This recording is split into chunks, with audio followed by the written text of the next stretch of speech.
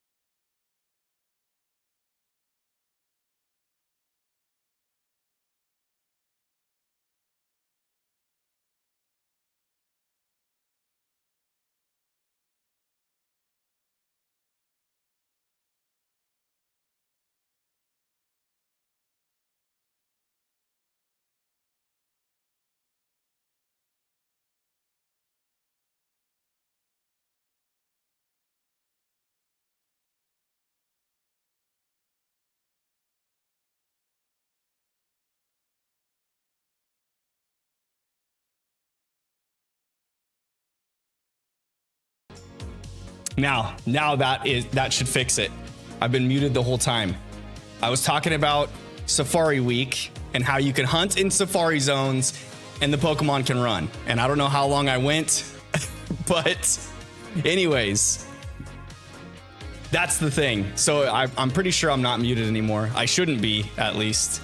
I think we are good. I forgot to add the freaking sounds to this scene. How stupid of me. How silly of me. Let's add this.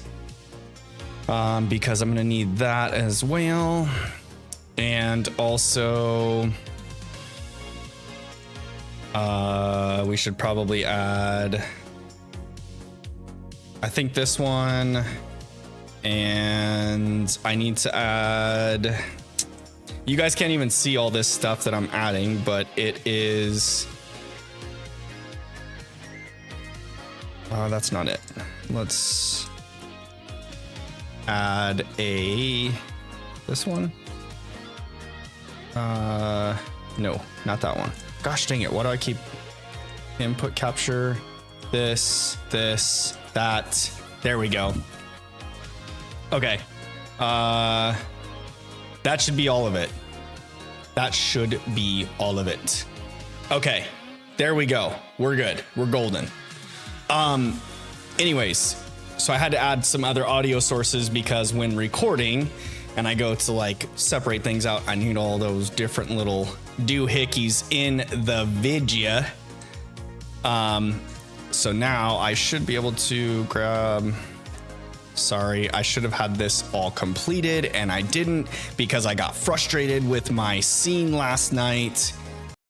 Group selected items, sounds, make that a folder on the bottom. There we go. Okay, now we're good.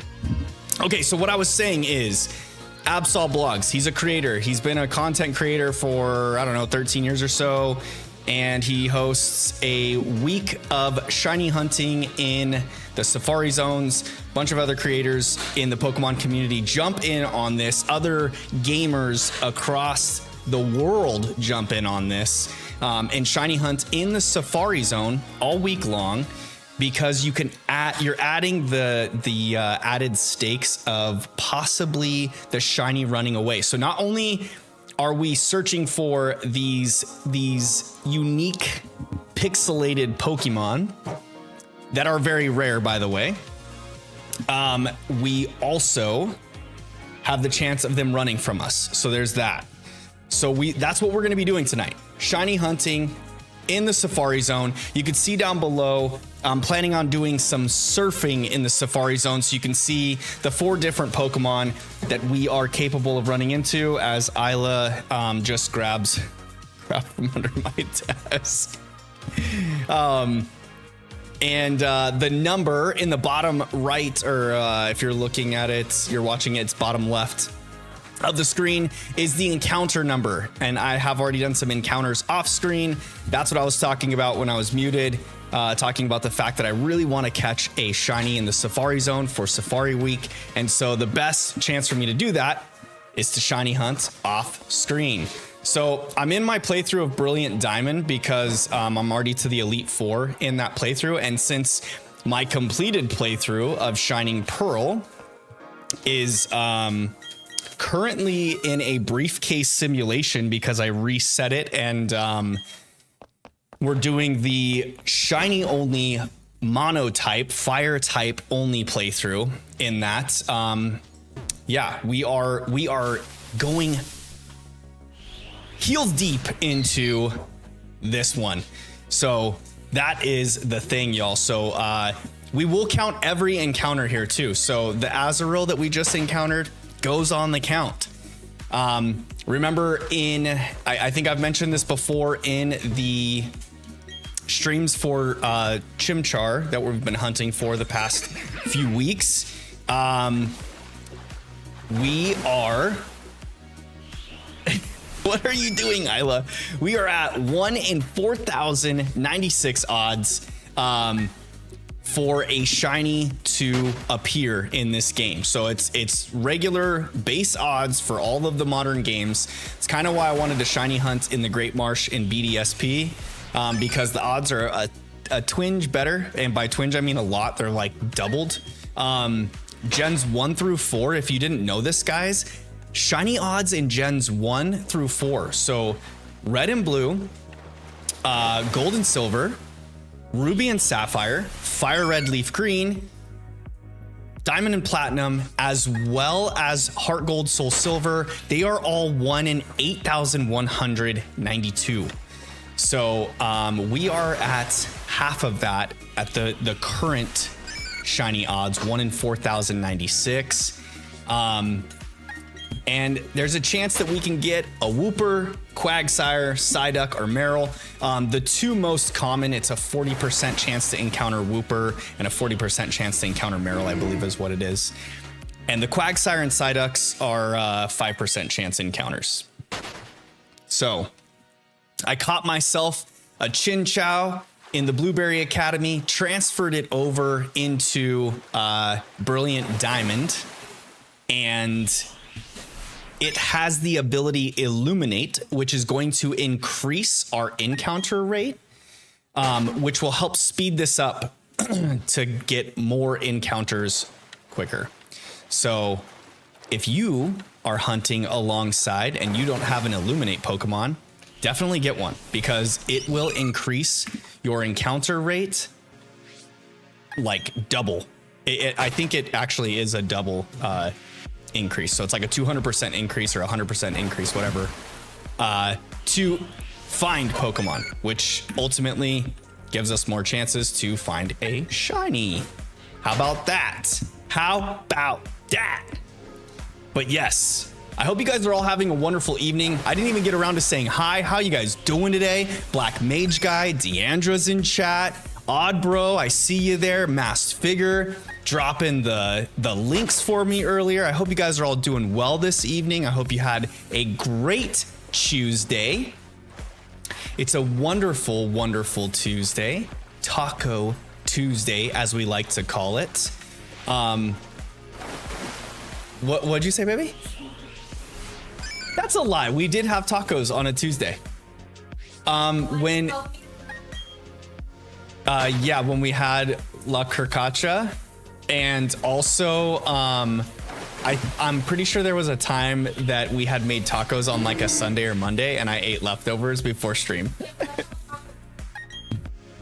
I know, but I had the leftovers before stream, so it did count because it was still tacos. But yeah, I know I always talk about Taco Tuesday, and I'm the main culprit that doesn't even eat tacos on Tuesday. And I'm always asking y'all what type of tacos y'all had. And I'm over here just running my mouth because I ate sushi tonight, guys. I had sushi because it's quick and easy. And Gina was at the grocery store, and I've probably mentioned this once or twice before, but our grocery stores here, the couple of grocery stores that we like to shop at, have really good grocery store sushi. They have like a dedicated little sushi bar where they hand make the sushi right there. So you know we get all on top of that, because who doesn't love sushi? If you don't love sushi, you're crazy. You got to get your taste buds checked. That's what's up. Guys, I'm super pumped. I'm hoping that that we get some shiny encounters tonight, and moreover on top of that, I hope that we don't. I hope I don't scare any encounters away. Grottle is evolving. Congrats! Gotta love the Torterra, my favorite starter of all the grass starters. Turtwig, his final form. The Earth Turtle, Torterra. I love it. I love it. I love it.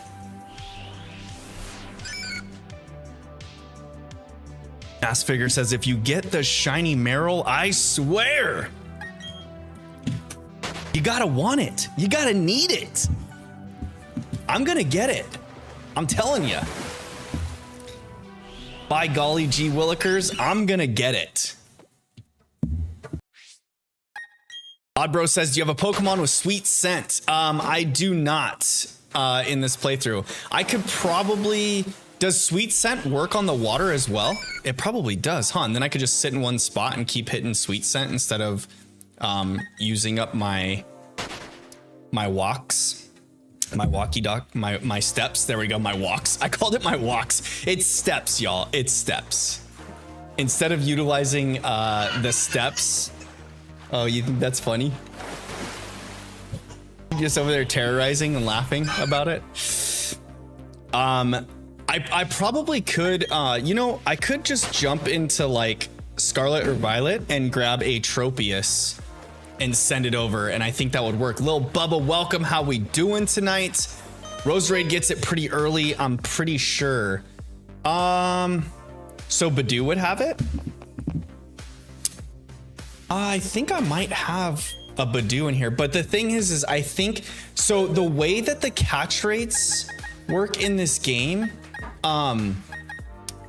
your chance to catch Pokemon, your chance to catch Pokemon is higher the higher your lead Pokemon, the lead Pokemon in your party's level. If you what the higher the level of your lead Pokemon, the higher your chances of catching, so or crit capturing, I think it is. So I kind of want to keep Chinchou here because it is super high level, but maybe let's just do this. How about we do this? I'm gonna save progress. I'm gonna jump into Scarlet and Violet. I can catch a Tropius pretty quickly here.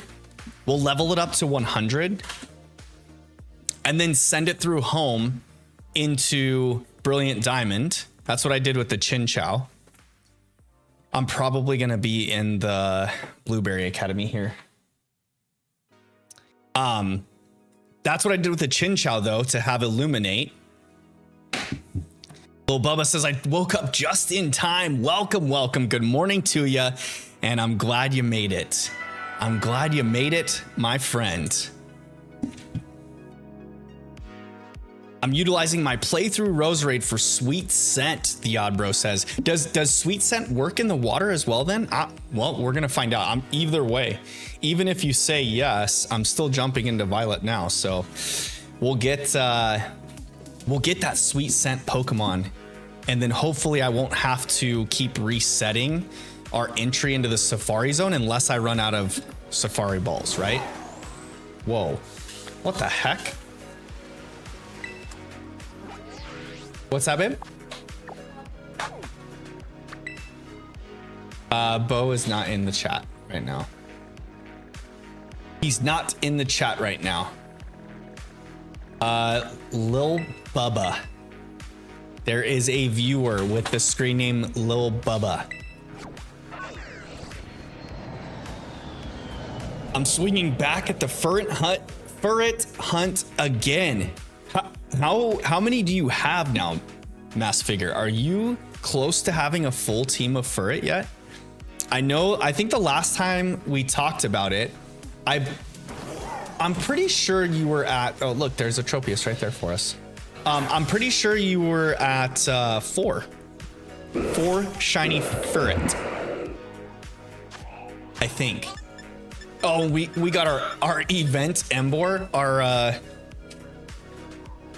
our Terra Den Embor from last weekend, just leading the party. Quick catch, get that sucker in the ball. It's gonna be added to the party. Don't forget to like and subscribe. Deandra says, yes, please. And thank you. If you haven't already, please hit the thumbs up button. It does help with the YT algo. The YouTube algorithm, y'all, pushes the video into the ether and encourages others to come join along in our shiny hunting shenanigans. There's probably going to be quite a few Pokemon viewers out there for Safari Week, but maybe we'll show up on some people's browsing searches, you know? Maybe. But while we're at it, I want to know, who is y'all's favorite shiny Pokemon? I know I've mentioned mine before on stream a couple different times. Mine is shiny Umbreon, as a matter of fact. My favorite Pokemon of all time, of course, is Raichu, but shiny is in fact Umbreon. I just love me the color scheme of shiny Umbreon. The black with the blue rings, it's just so good. It just speaks to me on another level. The TikTok link will not work at this time, y'all. My TikTok page was banned. I'm working through it. I've been trying to message TikTok support. It's how would I put it? It's unhelpful. There's zero response from TikTok. It's so amazing how unorganized it is, I guess, or unresponsive they are. Like, I've messaged multiple times in a day, no response. The only thing I've gotten is at the very, very beginning when I messaged about the ban. I got a very generic response back like 24 hours later from my first message of just like, you're banned due to community guidelines. We've already reviewed it. It's going to stay banned. Check the community guidelines. And like, it's just a total generic AI generated response. No customer service whatsoever. It was pretty frustrating, to say the least.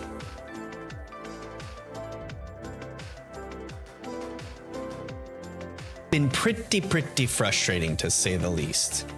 Okay, let's go ahead and grab this Tropius. Oh shoot, you know what? I didn't even, gosh dang it. Hold up, wait a minute. It's a chopper. We need to go back in here and make sure that the Tropius actually has sweet scent already, because it's not easy to change moves in Brilliant Diamond, and it's really easy to change moves in Violet. So I'll make sure that the move set has sweet scent. Jiminy Cricks. Learn to speak. Yeah. How do you get banned from TikTok? That's what I want to know. I've seen some other accounts with some pretty aggressive thoughts and opinions that are not banned and have been on the site for a while. And for some reason, my page with 6 videos of Pokemon content, 3 of which include Gina guessing Pokemon, get banned. I don't get it. I don't get it, y'all. I did find out like a couple days after the ban, I went online. I went onto Reddit actually, and kind of like searched for the situation I was going through. And there's actually a lot of other people that were kind of saying the same thing of like their pages being banned with like no explanation. People that don't even post on TikTok. Like all they do is watch, don't comment, don't anything. Like they just watch, and their pages were getting banned. Yeah, so it could be a minute. I haven't created another page yet to make up for it and repost my stuff yet. I probably will do that eventually, but it's not a priority for me. So it is what it is. I'm not too happy about it. Okay, we got sweet scent on there. That's what we needed. Let's throw Tropius back in the boxes so that I can transfer it over. We need to save here. Yes. And then send Tropius on over.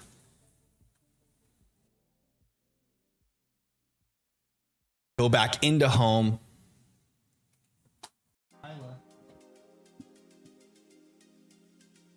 Oh, just grabbing Chandler's Switch and messing with stuff over here. You want me to bring her to you? Okay. Setting up a new monitor. Nice. You got a brand new monitor for your PC or for gaming pleasures? Lil Bubba says, I'm going to try and shiny hunt Raichu. The best place to shiny hunt Raichu is on the Sakurat Trail. If you make a electric encounter shiny sandwich, you'll get pretty much only Raichu and a couple Jolteon here and there. The absolute best place to shiny hunt Raichu.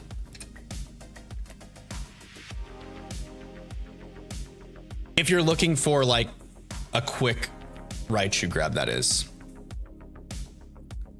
Okay, save our changes and exit. We're gonna move this Tropius on over to Brilliant Diamond playthrough so we can have the sweet scent. Yeah, so with sweet scent, we should just be able to go to that water area and then go to our Pokemon, pick Tropius, and pick sweet scent from the menu screen.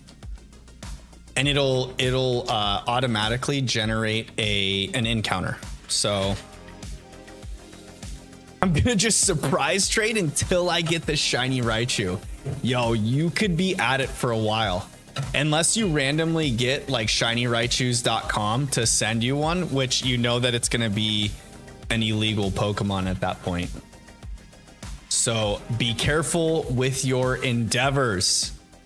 You may get a non-legit Pokemon, which actually, like, if you really put it into perspective, Pokemon are just a bunch of ones and zeros. And so if it's a generated version of ones and zeros and you're never going to use it in competitive battles, I guess it doesn't really matter.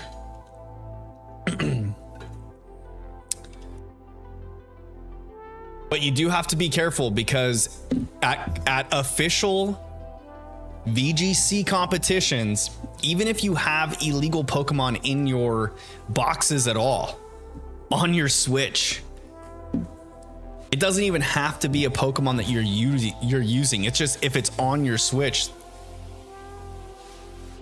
you will get DQ'd. Y'all, my hair is getting outrageous. Mass Figure says, speaking of Raichu, do you still have the one I gave you? I sure do. I have a special box in my Violet playthrough where I keep all of my gifted Pokemon from viewers. I've got 3 of them in there. I've got your Raichu, I've got the Chansey, and I've also got a shiny Raichu. Okay, let's see here. What am I doing? Oh yeah, grabbing Tropius. Let's go grab Tropius. He should have... What? He doesn't have sweet scent. I put sweet scent on him. His moves got, or her moves got changed in the transfer. Gosh darn it. And then I can't change moves in this game easily. Aww. And I don't think I have any heart scales. All right, we're just gonna keep doing it. That was kind of a waste of time then. Connor, welcome. How we doing tonight, Connor? I hope your evening is going swimmingly. I hope your Taco Tuesday has been wonderful. The moveset changed when we move it between games. Yes, it did. And I don't have any heart scales to get it to remember moves. So we're just going to keep going at it with the Chinchou here. And I will get Roserade, Mass Figure says. Oh, I could. But then I'll have a super low. It's going to take effort. I'll probably do it off stream then. I'll go catch a Badoo, level it up to Roserade. Do all those shenanigans, get it leveled up, make sure it knows sweet scent. For now, this will work. We've got our Illuminate Chinchou at like level 63 right now. This'll do. This'll do, fam. And then I can go back and do the sweet scent thing.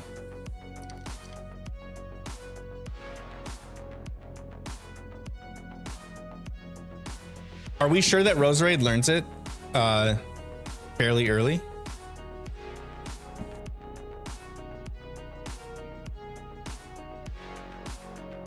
not that one. Let's see, go to cerebi.net. And I'm just gonna search sweet scent. Attack decks. We need to know BDSP's Gen 8. Okay, so Pokemon that learn to by level up. Bulbasaur, Ivysaur, Venusaur, Oddish, Gloom, Vileplume, Blossom, Mawile, Roselia, Roserade. Right there. Actually, I can get a Roselia. Okay, so I could do this. When does Roselia learn? When does Roselia learn it? Roselia learns it. Sweet scent at level 25. Okie dokie.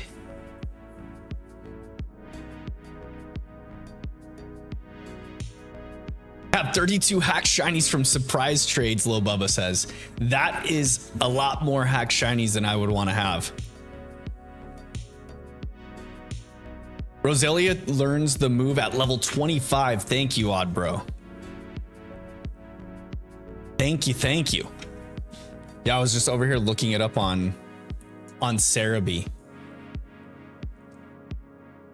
I wonder how many encounters we could get this evening, y'all. How many could we get this evening? I've been kind of messing around and not like really focused on encounters this evening so far.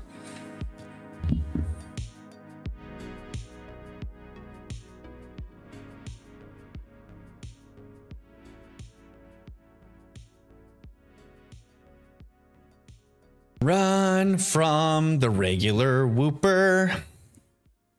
The other thing is I probably should be catching some of these, like the Wooper and Meryl, because if the more of the specific Pokemon species you have caught, the higher your chance is for a crit cap. And being that we're hunting in the Safari Zone and they can run, it's probably a good idea to have crit captures.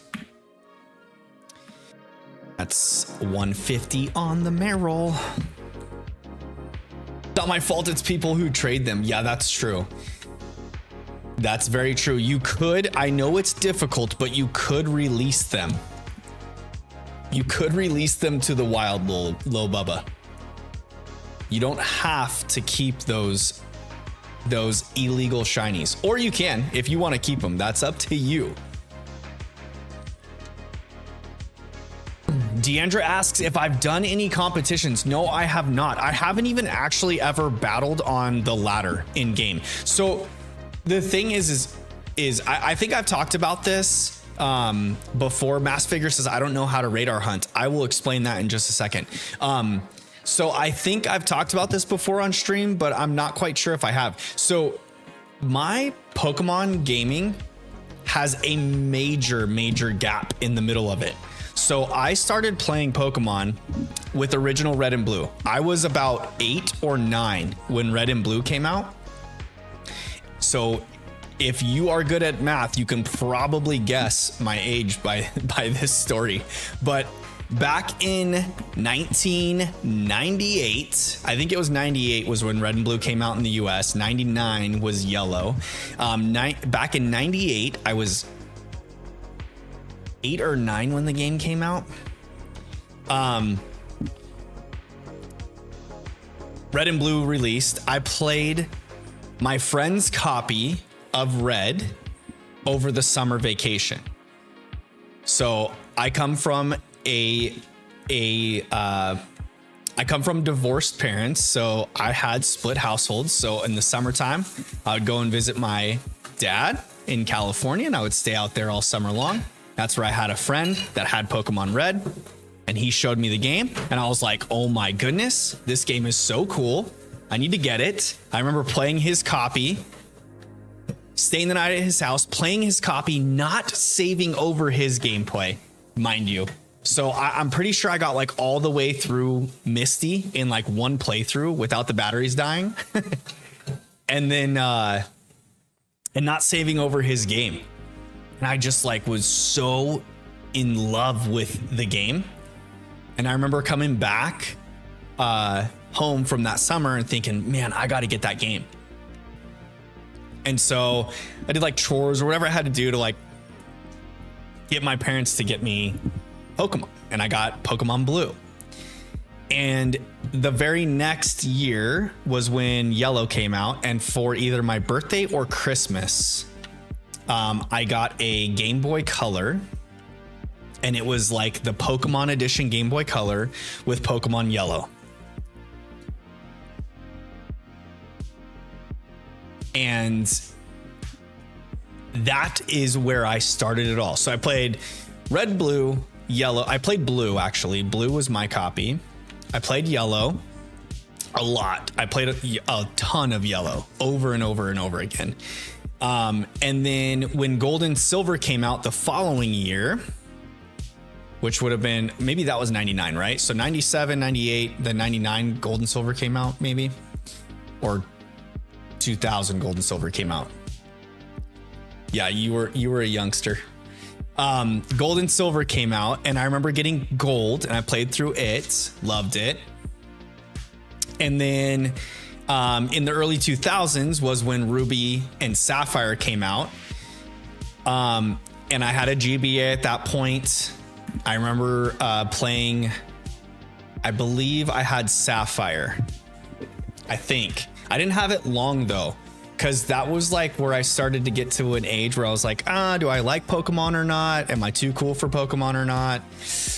And so I played Sapphire a little bit, but like maybe through the first couple gyms, and then I got rid of the game, got rid of my Game Boy, and started playing like PlayStation or Xbox at that point.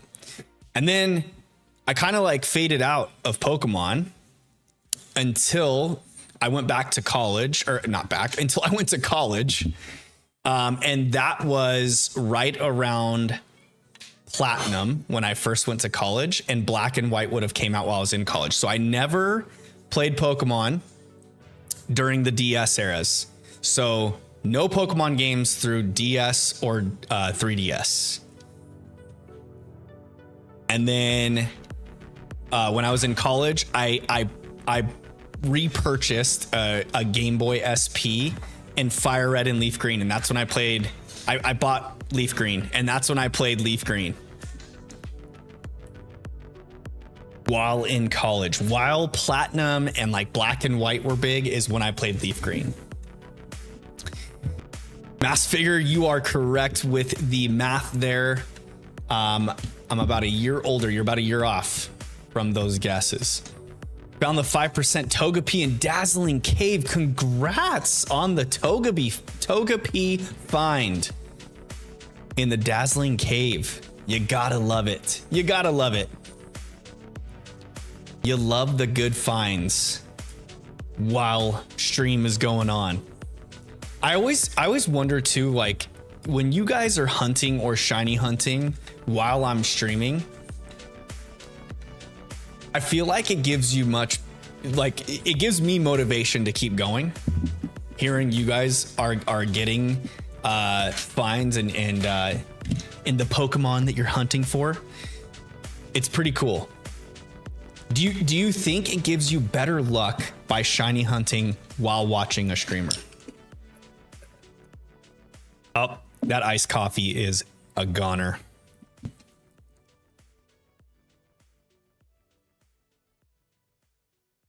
Yo, I've been getting quite a few of these Psyduck and Quagsire finds. You know, the Psyduck and Quagsire are popping up quite a bit more than I thought they would.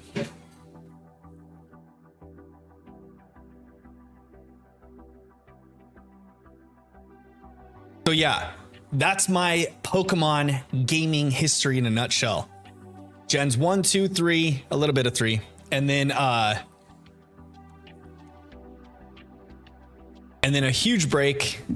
Got back into it in Gen 8 with Sword and Shield. My first playthrough of Gen 4 was actually these games, Brilliant Diamond and Shining Pearl. And I know, probably going to catch a lot of hate for it, and people are going to be like, you have to go back and play platinum. I mean, I could go do an emulator, but it's like, do I really need to? I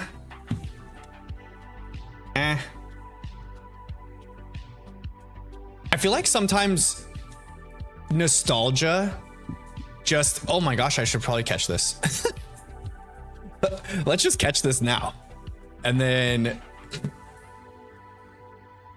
stay in the Pokeball. Perfect. Okay. There we go. We got a Badoo. Now off stream, I could level that sucker up and get sweet scents. That way for Sunday's stream, we'll be all dialed in and ready to go. Give Badoo a nickname? Yeah, why not? This Badoo is going to be named Michelle.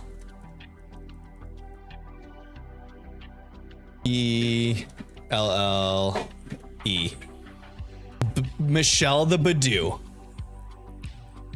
Black Mage Guy says, I need help fighting Maylene. Did you catch yourself a Talo? Because Talo will just run through her team. I don't need the Badoo in the party yet.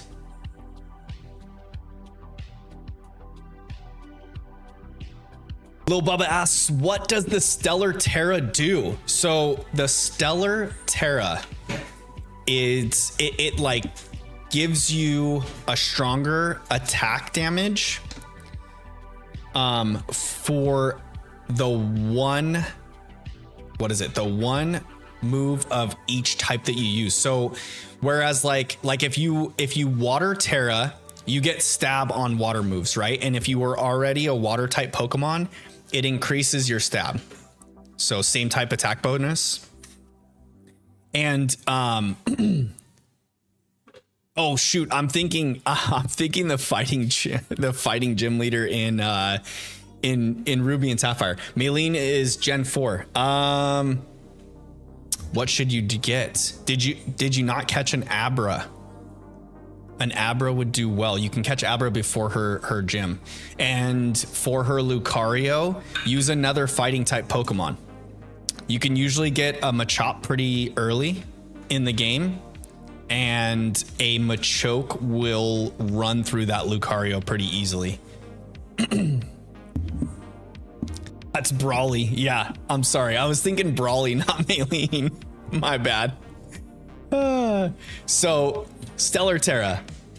Normal Terras, you get stab on the moves, right? Stellar, oh gosh. Stella Terra does double stab on the move of one typing for one attack. So like if you have an electric type, a fighting type, and a dragon type attack on your Pokemon and you Stella Terra, you will get Stellar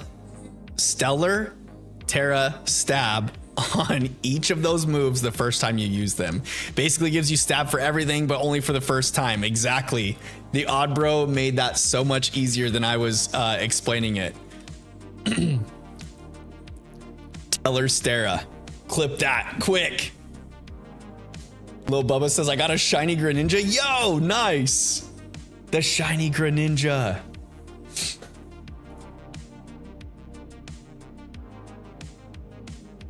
Just gonna hook up your GBA to your monitor. Nice. Do you have the HDMI modification to your GBA? Got an HDMI mod for my GBA, and I have not modified the case to be able to make it fit in mine yet. Bro started to sound like the adults in Charlie Brown. Wah, wah, wah, wah, wah. That's true. I did. I was like getting tongue tied. I've got too many thoughts going on in my brain at one time and I can't like spew everything out.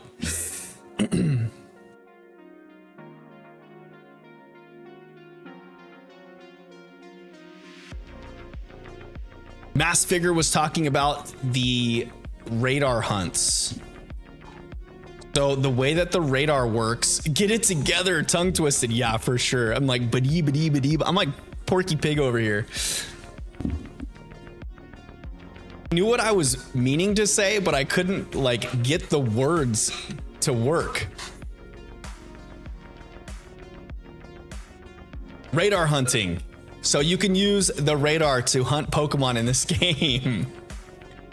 You work up you work up a streak by catching or defeating the Pokemon. So if you go to a specific area, find a patch of grass, you activate your radar, you'll see little shaking grass around you. You go into those grass pieces to force an encounter. You'll encounter a Pokemon. Whatever Pokemon you encounter, you either catch it or defeat it, and it will continue your chain. But your chain can just automatically break at any time. So there are ways to increase the odds of continuing that chain by like going to a patch of grass that's shaking, that is at least 4 squares away from your current position of your character. And also you want to make sure that you catch or defeat the Pokemon. Catching it is a better chance of continuing your chain.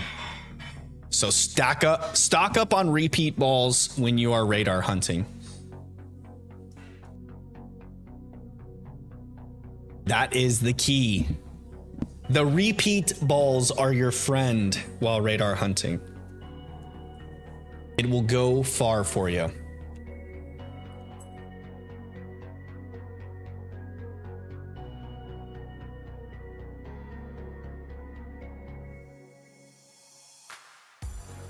These Quagsire and Psyduck are popping up pretty often.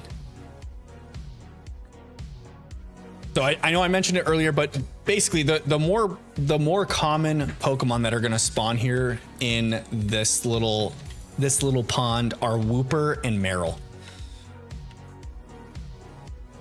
So we'll probably see a lot of Wooper and Meryl, and very few Quagsire and Psyduck. I'm not targeting any one thing specifically. Just whatever shines, I'll take. I'm not being picky. It's my first ever Safari Week. I think that as long as I get a shiny Pokemon during Safari Week, that we are doing well. Matt's figure says I clipped it. Oh no. Oh no. I read the message before you deleted it, Mass Figure. Lil Bubba says I got 4 shiny trying to get shiny Raichu. Yes. Hey, sometimes it's not always about the target you're going for. It's about the friends you make along the way. So if you didn't get your shiny Raichu target, you're gonna get a lot of other shiny friends. Mass Figure says I clipped Mr. Porky Pig over here. Ba-dee-ba-dee-ba-dee-ba-dee-ba. Oh man. Well, I'm glad you guys can have fun at my expense. That is good. I still haven't seen any responses to my question earlier. What is y'all's favorite shiny Pokemon? Drop it in the chat for me. And if you've answered this before, go ahead and answer it again. Let me know. What is your favorite shiny Pokemon? It can be legendary, starter, anything you want. Whatever Pokemon is your favorite shiny, even if it's an unobtainable shiny Pokemon. If there is a shiny Pokemon that you enjoy the most, what is it? Mass Figure says the Bacon Bird. We love shiny Yveltal around here.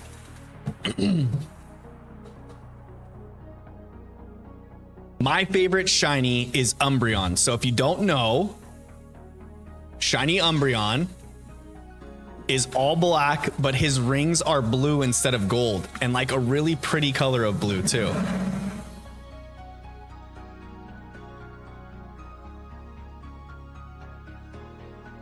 Can you guys hear Gina doing the dishes in the background? I don't know.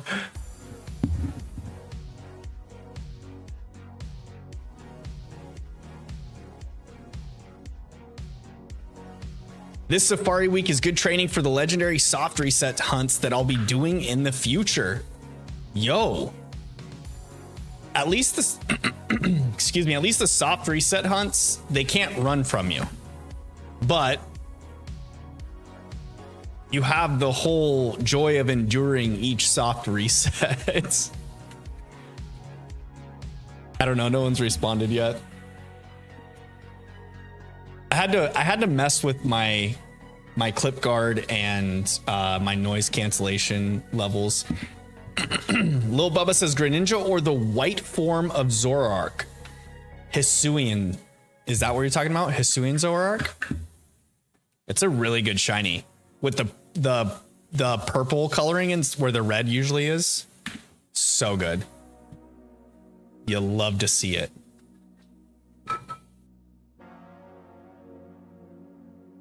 I do I do like shiny Zorua too.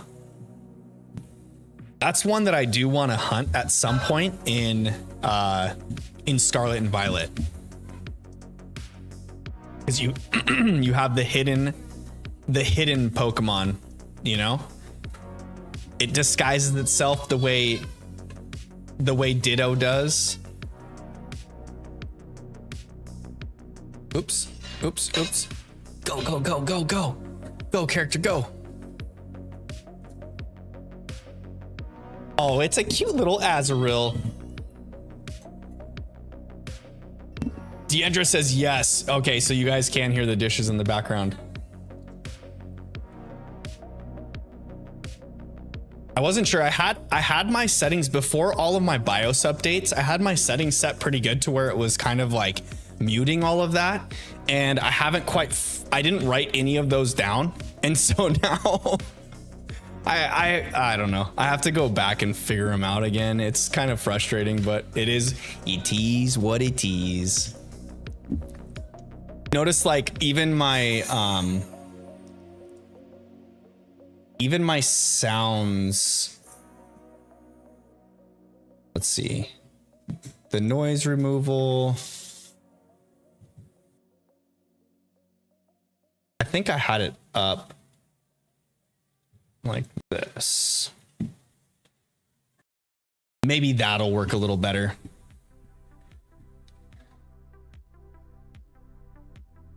And then I'm pretty sure my compressor was at different settings, which will affect the noise cancellation a little bit, because it's going to bring all like the soft tones up and the loud tones squished down, so that like when I yell into the mic, it doesn't blow y'all's ear out. And then when I talk quietly, it'll bring the sound up so you can hear what I'm saying. It took me a few streams to get my compressor dialed in too. But I have it pretty okay, and so I haven't like really messed with it too much since, because I think it sounds okay. It doesn't sound as good as what it did, but I haven't been messing with it again. So there's that. Mass Figure, we'll see you later, my friend. I hope you have a great evening. If I catch the Meryl, I will be sure to post it in Discord and tag you, my friend. You will be the first one tagged.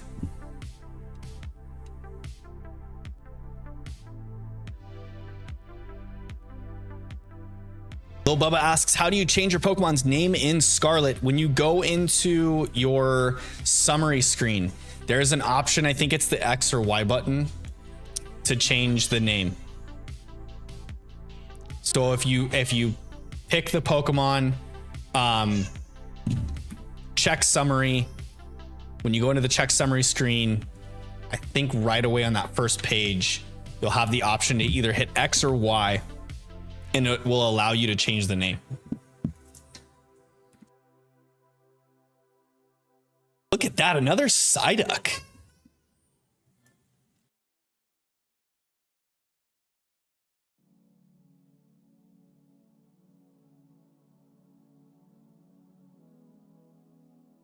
I probably just had to like increase the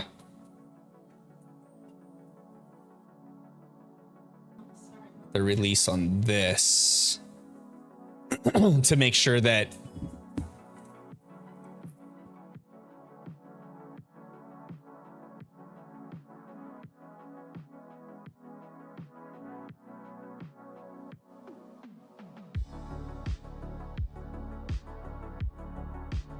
not super horrible, just every once in a while.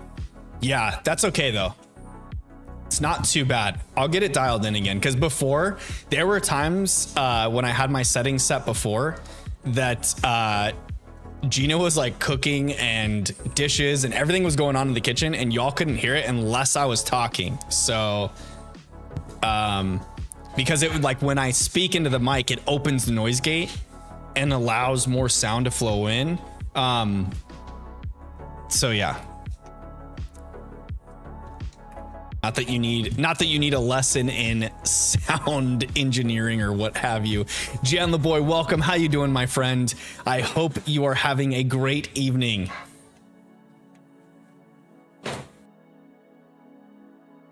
The duck.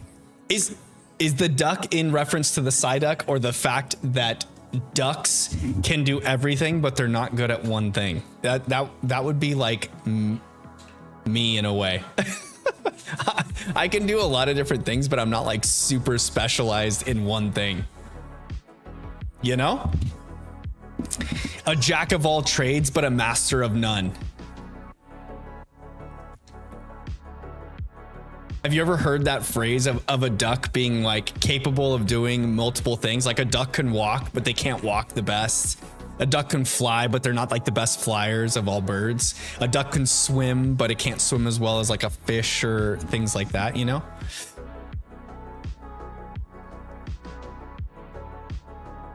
It's a duck.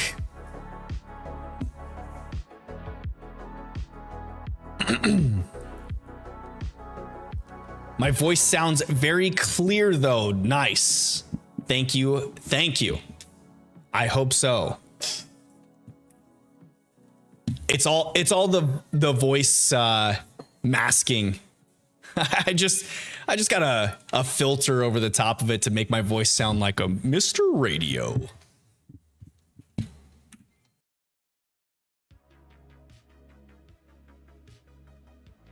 It's not natural to have these sweet, sweet tones.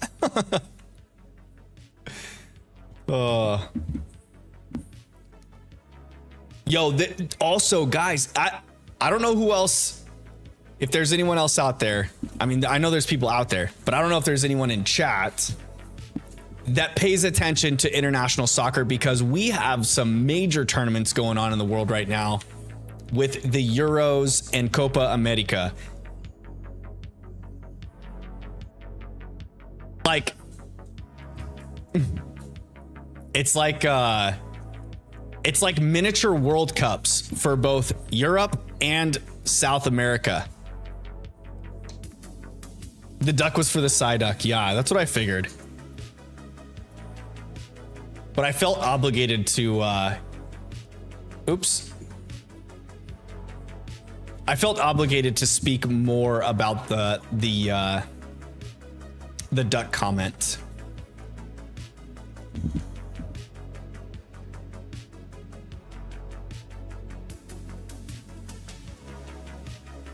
I also think it's super cool that in Brilliant Diamond and Shining Pearl, the quality of life changes of like having dedicated HM Pokemon. Like you don't have to have an HM slave in your party. They just automatically, like the Pokemon that most people used during their original playthroughs, using like the Bidoof and Bibarel for most of them, and then Staraptor as the fly Pokemon. You don't even have to have those Pokemon in your party or in your boxes for that matter. There's automatically a Bidoof or Bibarel or Staraptor around at all times to perform any of the different HMs.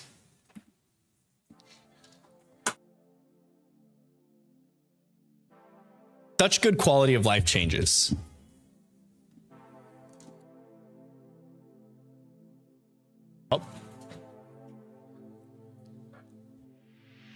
I feel like the modern games have done so many things right for the Pokemon franchise. Not having to have specific Pokemon for that reason, or like being able to access your Pokemon boxes from any point in the game.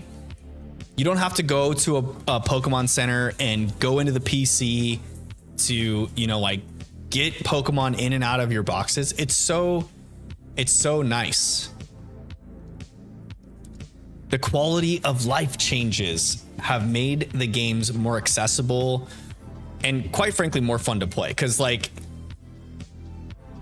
I mean, it probably increased the difficulty a little bit or some, you know, to have to get to a Pokemon Center to be able to switch out Pokemon or whatnot. But like realistically, how much did it really change of your gameplay?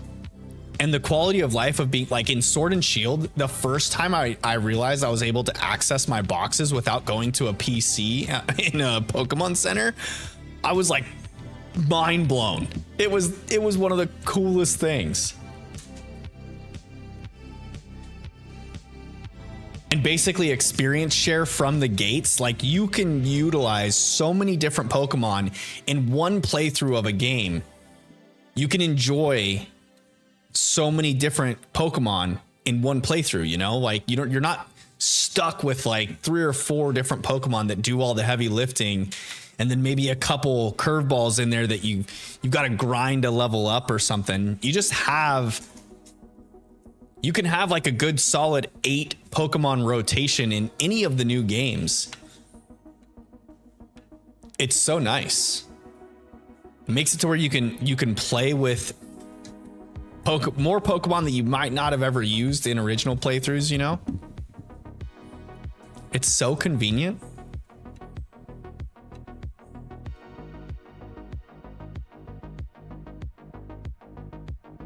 I think it'd be cool if they did come up with like an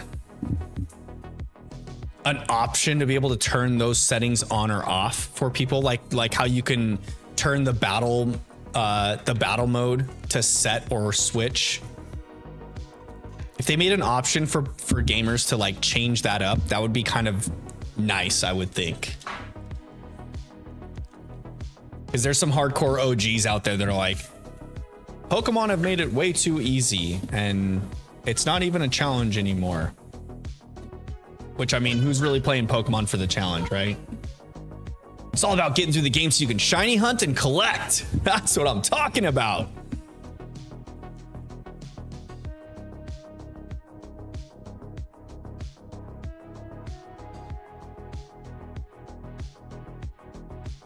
Nice little female whooper there. Do you guys know the difference between the male and female whoopers? This one's a male. If you don't know it, there's a little subtle difference between the two of them. Crispy, welcome. How we doing tonight, my friend? Throw me the shiny, Crispy. Hop in the chat, throw me the shiny. Bring me your shiny luck.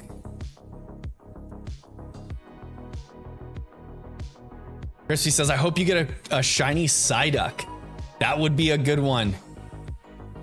I was just talking about the encounter rates here. That it's more likely that I'll get Wooper or Meryl because those are the higher encounter rates while surfing in the Great Marsh. But there is a slim chance I could get Quagsire or Psyduck. And I have had it actually, they have been showing up quite a bit. So you never know. You never know. Every encounter could be the encounter for a shiny, y'all. That's the crazy thing about shiny hunting. Even though the odds are 1 in 4,096, it could be this Pokemon right here. This one could be the one, and it's not though. It's a regular blue Meryl. But if it were green, it would be shiny. Yes, all those coffee mugs were at work. And I kept them at work so that they wouldn't fill our cupboard up and you wouldn't be stressed about where to put them.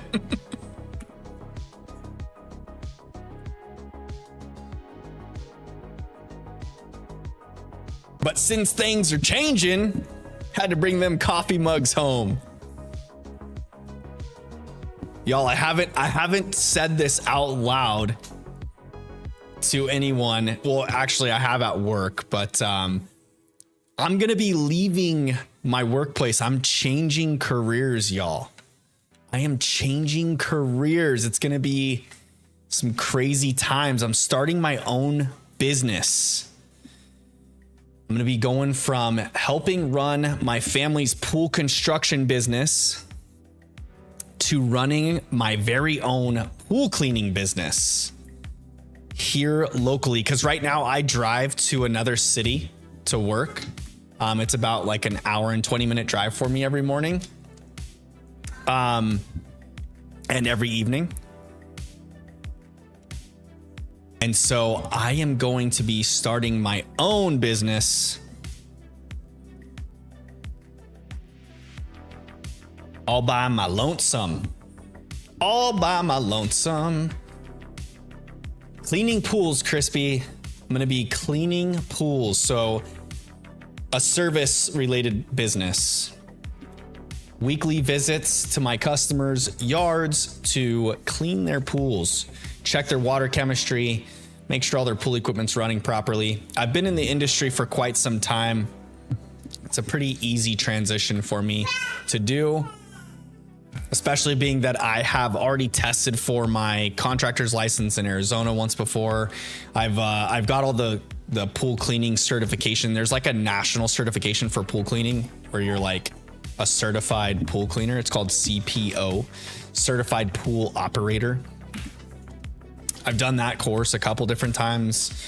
So yeah, it will be a pretty easy transition for me. It's just building the customer base is going to be the tough part. So that is what I will be doing. Probably late summer, making the full transition. I'm pretty excited about it. It's going to be fun. It's going to be wild. My streaming times may change because of it. We will see. And when and if they do, you guys will all know. I will be posting it in all of the places for everyone to see. So you guys will know about it.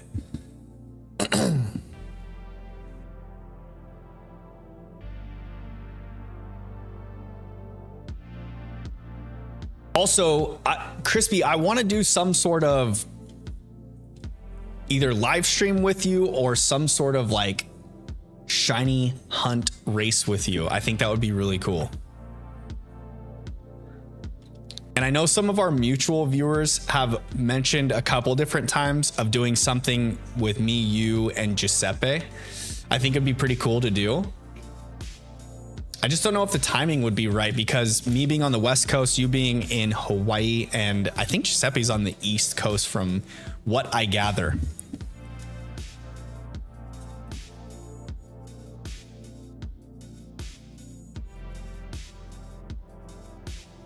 Babe, Isla's just... Okay, she's over here. Isla is literally sticking her hand in the dog's food and she's just like swishing it about. She's just like spreading dog food all over the floor in our den. So where I sit at my computer desk, I think I've mentioned this to you guys before. It's like right on the back side of our kitchen, and I'm in this den. It's like a big covered patio, basically, or it used to be a patio. It looks like it was enclosed. And so on that far side, opposite over here, is where the dog's food is and water. And Isla just crawls from our living room into the den and constantly goes to the dog's food and water. She will tip the water upside down and splash in it. She'll like eat the dog food. There are times where we feed her dinner and she doesn't eat dinner. And as soon as we set her down out of her high chair, she beelines to the dog food and tries to eat it. She is such a little turd, but we love her. We love her so much. Deandra, yes, it is happening. It'll probably be late summer when the transition finally takes place. Like fully.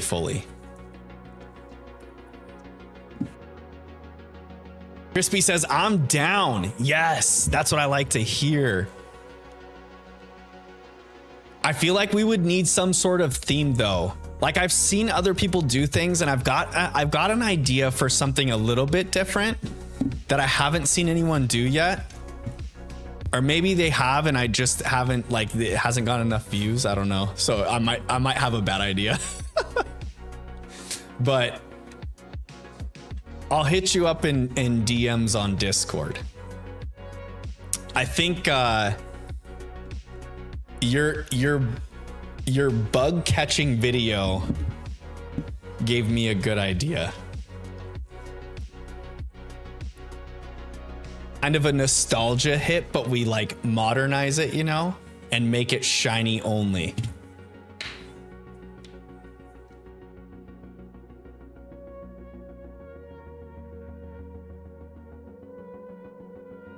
Lil Bubba got a shiny Psyduck. Yo, good job. Congrats on the shiny blue duck. You love to see it. Oh, right. And I don't think I ever mentioned what the difference is between male and female Wooper. So male Woopers have the little sticks that come out of the side of their heads is longer. It has two separate branch breakoffs, you know, or protrusions, I guess you would call them. And the female Wooper has shorter ones. So they're antlers, so to speak. I guess that they're kind of like antlers that stick out the side of their heads. The female Wooper's antlers only have one protrusion off of them, whereas the male have two, so they're longer. So like if you check out my shiny Wooper on the game scene down here, that's a male, and so is the one that's on screen. That one is a male as well.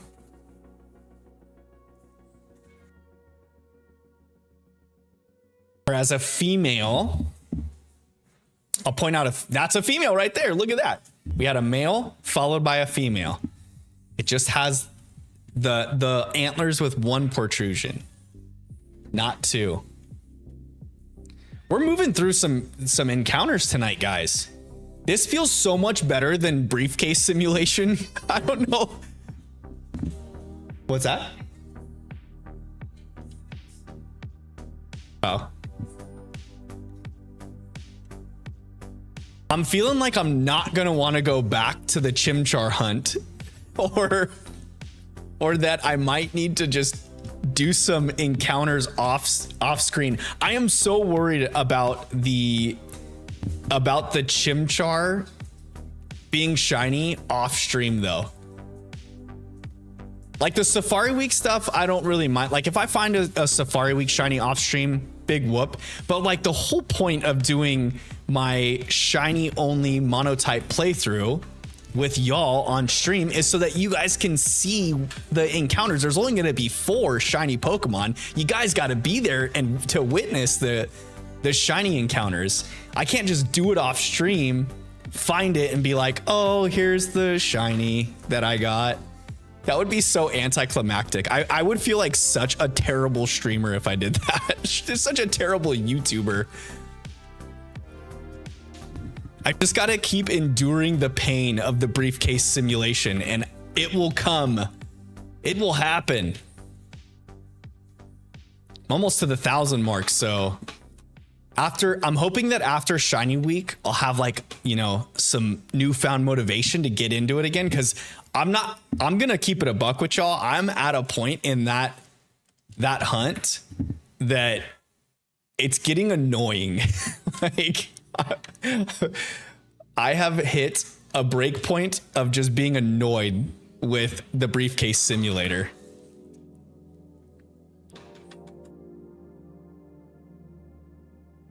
I enjoy streaming it though, because I've got you guys to hang out with and keep me entertained, you know, or like keep conversation going, so that I'm not like just like completely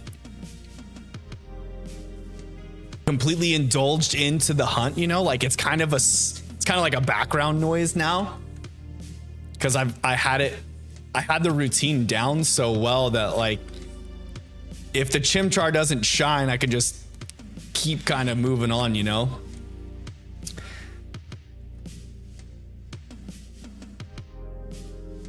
But yeah, with the Safari Week, I'm determined to get like at least one shiny during Safari Week. Even if I don't catch it, I just to see a shiny Pokemon on screen in the Safari Zone will be good enough. And I'm hoping that just re-energizes and revitalizes the briefcase simulator, so that I can push through and get to that shiny Chimchar, because oops. I know I'm still way under odds and I shouldn't probably be that annoyed with the situation yet, but I kind of am. I'm thinking that I'll probably just go through a plethora of emotions with that stupid briefcase simulator. And frustration is just the first one.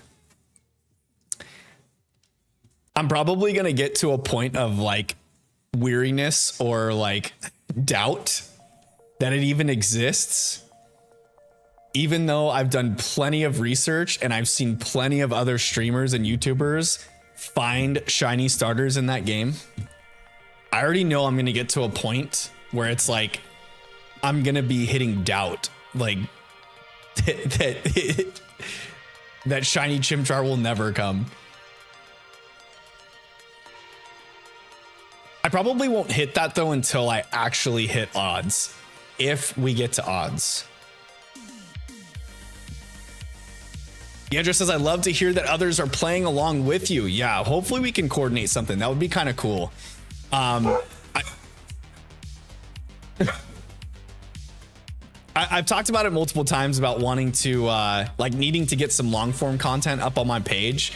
And so I thought about doing it with like my ultimate shiny hunting team, you know, like the team that the 6 Pokemon I use in Scarlet and Violet to shiny hunt with, because they all have like specific reasons why I have them on the team, you know, like Talonflame is for egg hunting, Shroomish is, or not Shroomish, Breloom is my main false swipe user, and we can use Spore to put Pokemon to sleep, make them easier to catch.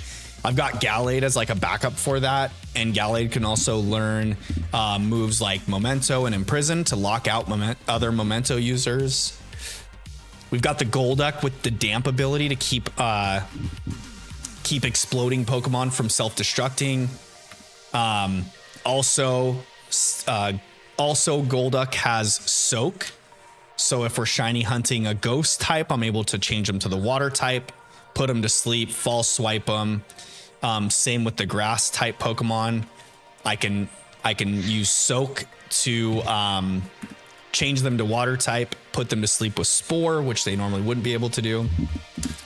So I was gonna do a long form version of that video, but now that I've cranked out a few of the shorts for it, I feel like it's just better in short form content, you know, like in little bursts. I don't know, maybe I'll still get around to like making a long form version of that at some point, but that doesn't like pique my interest to make a 10 to 15 minute video of my shiny hunting team and where I got them and how to acquire them yourself and what they do.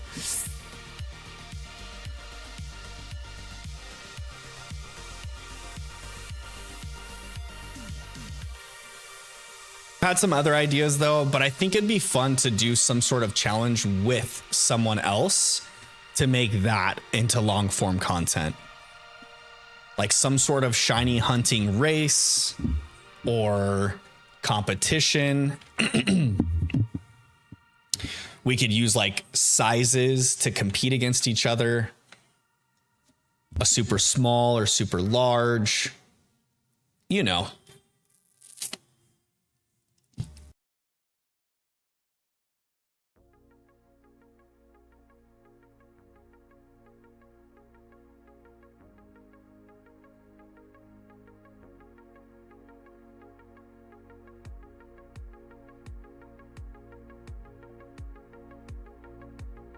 We are moving. Getting some encounters knocked out, y'all.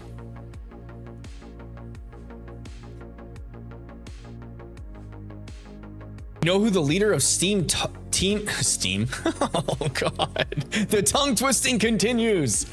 The leader of Team Star is, yeah, it's Giacomo, or it's Penny, yeah. Cassiopeia.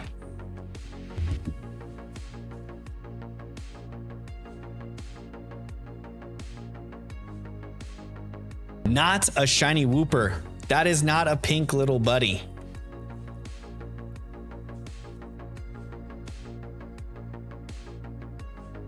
That one also is not shiny, unfortunately. So there's another Pokemon YouTuber or streamer. His name's Charlie Merriman or Chizindra. He does VGC commentating. And I had noticed in his chat, someone had mentioned that they had found, they did like a Dream Team quest in Brilliant Diamond or Shining Pearl, I think it was. Took a while to get their starter, but then the next encounter only took them like 8 encounters to get their target.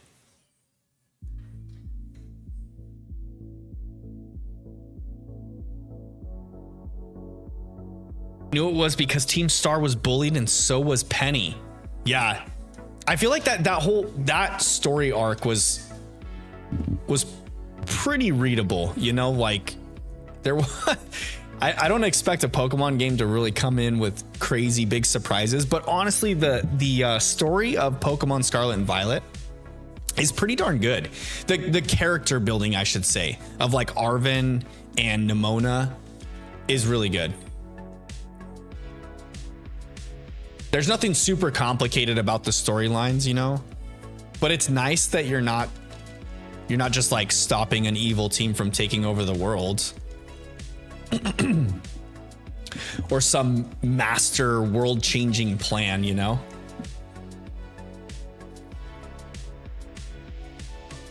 Okay. Over here we go.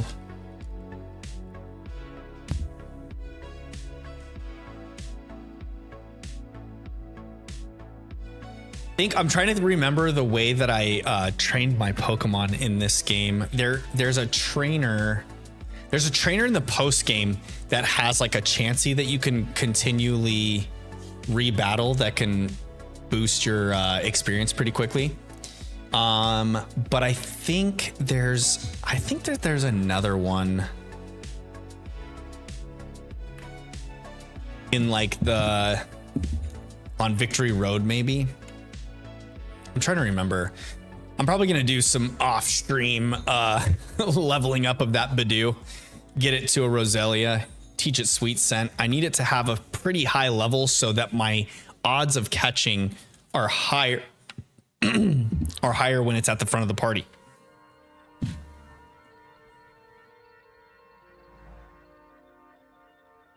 The one old guy that calls you master has the worst disguise. Yeah, Clive. You can completely tell it's Professor Clavel the whole time.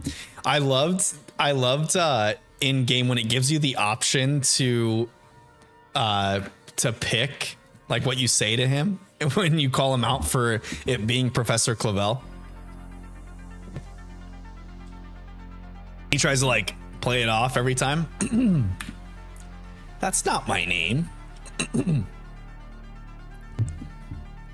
Like, yes, it is, bro. I know it's you. Why are you lying to me? No one likes a liar, Professor Clavel.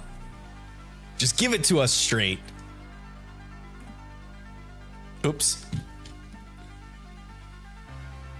Whoopsies. Sorry, guys.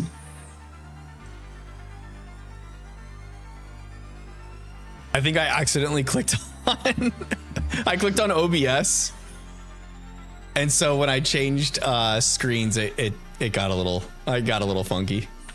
My bad. We're good. We're golden.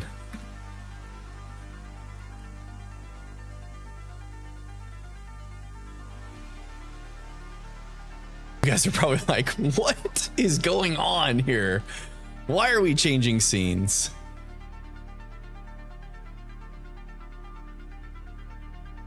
Oh, not shiny Wooper.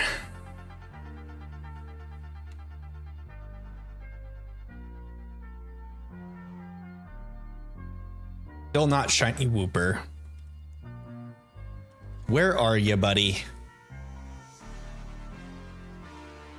I'm really hoping that I get, if I'm picking out of the 4 that we can run into, I'm hoping that I get shiny Meryl, to be honest with you. A Wooper I wouldn't mind though. A shiny Wooper would be fun because shiny Quagsire is pretty sweet. But I'd really like to get a shiny Meryl in the Great Marsh. To have that tag of it being from the Great Marsh so that I will always know that that was my first Safari Week Pokemon, shiny Pokemon. It's just such an epic story arc, you know?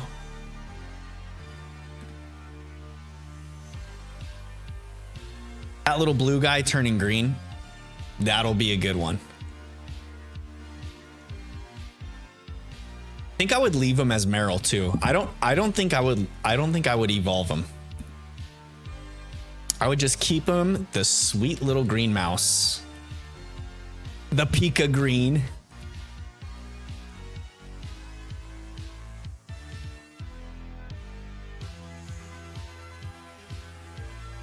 All right, guys, let me know what is your favorite generation of Pokemon games. I'm not talking about just the main series game. So not like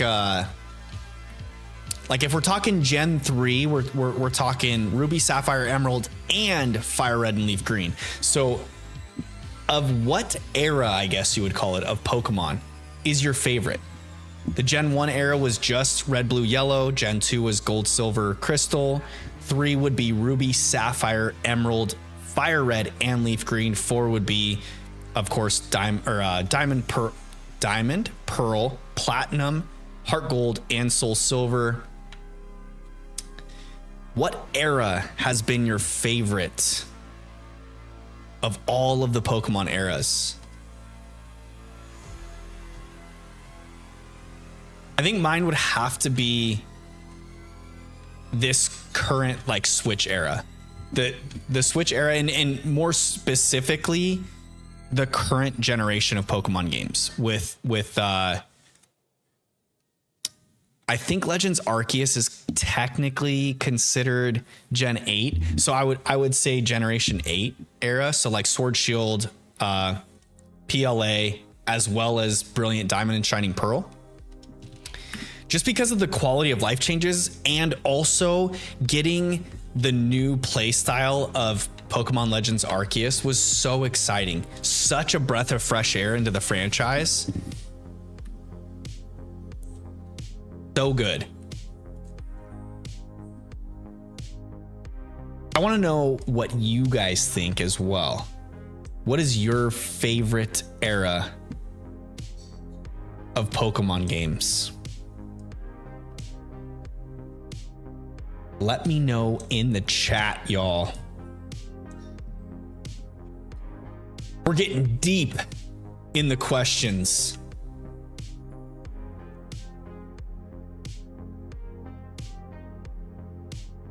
Another Psyduck?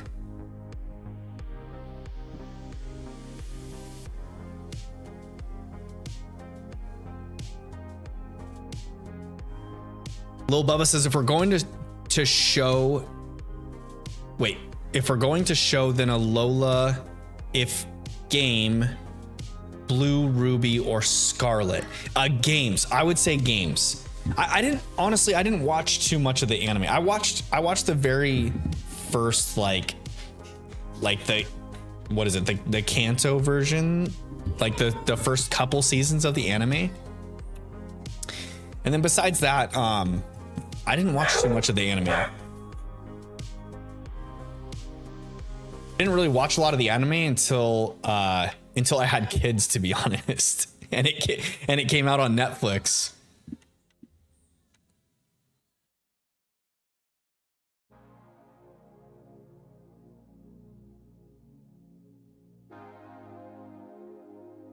feel like a lot of people will say classic games, you know, like the Gen 4 era, which would be especially Generation 4, I could see being like a huge popular era of like Diamond, Pearl, Platinum, Heart Gold, and Soul Silver, because so many people love those games, especially Heart Gold and Soul Silver.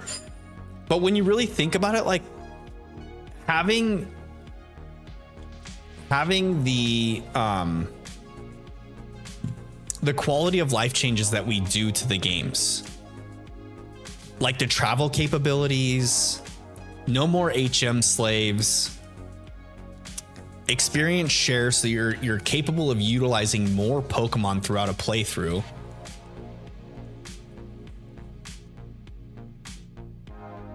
Lil Bubba says, I'm getting a shiny Charizard. Yo, shiny Charizard is such a good shiny. The black shiny, the red wings, it's so intimidating. Such a good shiny Pokemon. But yeah, I think that nostalgia kind of puts a veil over our eyes sometimes, you know? Because if you go back and play those games, they're still good, don't get me wrong. But I think that there's more frustrating instances than you would remember. Especially going from the modern games, going back to those games. It changes things. It changes the way that you see the gameplay. Deandra, thank you for the sparkles in chat, y'all. Drop the sparkles where you can. And if you haven't already, please drop a like on the video. The thumbs up really does help out. It pushes the video out into the YouTube algorithm, encouraging others to come and hang out and join us while we shiny hunt in the Safari Zone, which of course is highly, highly risky because these Pokemon can run from you. So not only are they super rare to find the shiny, but when we do, there's no guarantee that we're going to catch it. None whatsoever. There's a chance that this shiny Pokemon shows up, I throw a Pokeball at it, and it runs away after one try. Hopefully it doesn't, but there is that chance. Lil Bubba says, I just got it and now I have 3. Yo. Yeah, if you know, there's a little trick if you're shiny hunting Charmander in the Blueberry Academy. You can actually stand by the entrance and zone reset yourself pretty quickly to get the Charmander to respawn quickly. I'm pretty sure I found 3 Charmander in 1 shiny sandwich by doing it that way. It's pretty epic. It's a pretty epic way of shiny hunting. Oops. Oops, oops, oops. Bring that back up. There we go. Let's put this up here, I guess. That one's not shiny. 295 encounters. And our odds are 1 in 4,096. Current shiny odds for all of the modern games, 1 in 4,000. 1 in 4,000 chance that this Pokemon right here is shiny. And this one's not. This one's not the shiny. Do you guys prefer shiny Pokemon? Like okay, so when we're talking new games, Scarlet and Violet and PLA, they both have overworld Pokemon, right? That spawn in the overworld. So we are seeing Pokemon like spawn in these zones and areas that we're walking through. Which game do you feel did shiny Pokemon better? Do you like the Pokemon Legends approach where it has the sparkles and the sound, the audible sound in game? Or do you think that Scarlet and Violet did a better job with just having the Pokemon being its shiny color in the overworld. And then when you actually go in to battle it, you get the sparkles in the battle scene. I've got a sneaky suspicion that most people would enjoy the Pokemon Legends approach more, because it is pretty satisfying to hear that sound and see that sparkle along with the overworld Pokemon being the shiny version of itself. But there's something so much more realistic about Scarlet and Violet's approach, you know? Because if you think about it, like in real life, the Pokemon's not going to be like, if you were in real life, if Pokemon were real and you could go out in the wilderness and search for these little critters, the shiny Pokemon wouldn't just like, when you come around the corner and walk around the tree, it wouldn't just like sparkle and make a sound. It would just be different color than the rest. You know, it would just be a rare color. It'd be like finding an albino version of an animal in the wild. That's kind of like the concept behind shiny Pokemon, right? It'd be just like a rare color.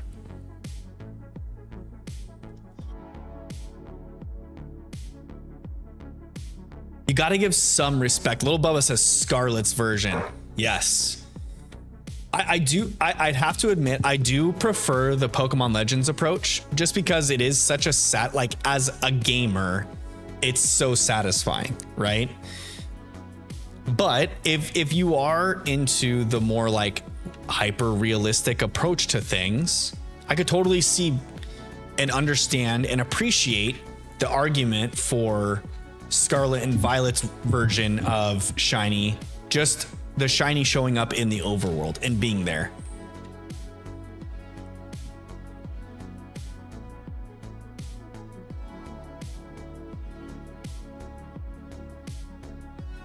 It's so much nicer to be able to just scream through encounters in one game than the briefcase simulation, guys.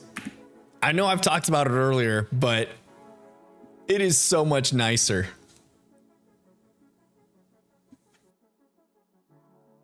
It is just so much more convenient. First world problems, right?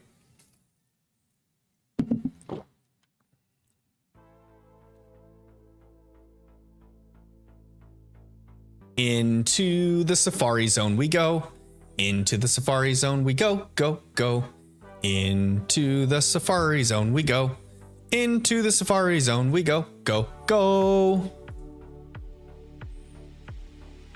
You're not blue, Psyduck. Sorry, buddy. Oh, dude. That was a couple quick encounters. Azurill, you're not green. Although you would be a fun one, you are not what I'm looking for. Wow, we are just getting multiple encounters in this grass patch.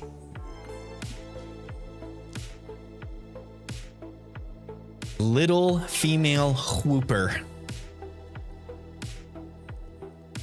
The whoop. The whoop whoop. Not that one though. That is not the one. Oh, Psyduck again?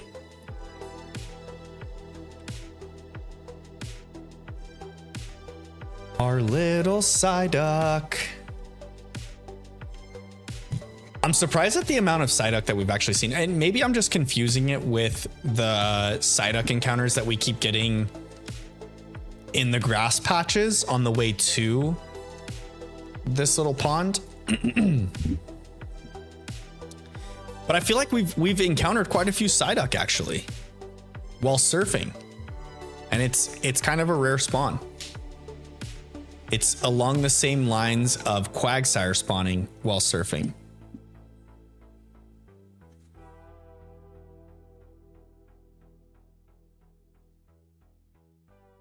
Lil Bubba says, you know what kind of people I hate in Scarlet? What? Who? Which kind? The websites that trade you illegal shinies? Are you still doing surprise trades in game? Ooh. I'm getting low on water, y'all. I might have to refill the water bottle. The water bottle.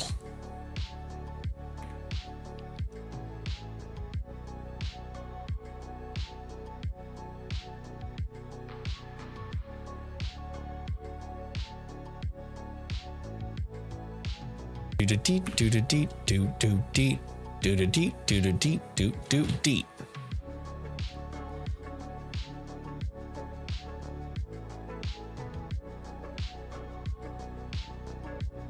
people that try to flex and no link now. What do you mean by no link?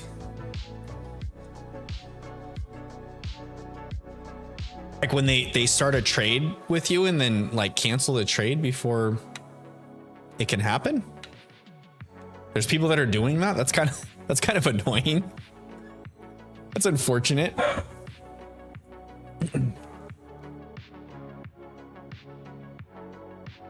That seems a little rude.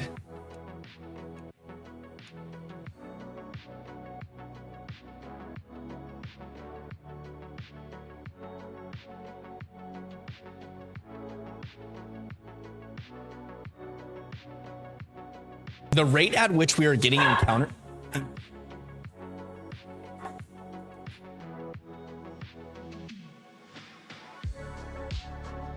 Lambo is going nutty over there.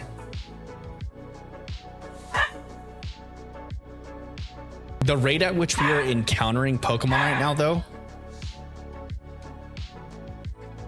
is pretty awesome, I'd have to say. Coming from the fact that I just spent the past, I don't know, I think 5 weeks of streaming the briefcase simulator. This is a major breath of fresh air. We're not going back to briefcase simulation for a while, y'all, for a week at least. So there is that.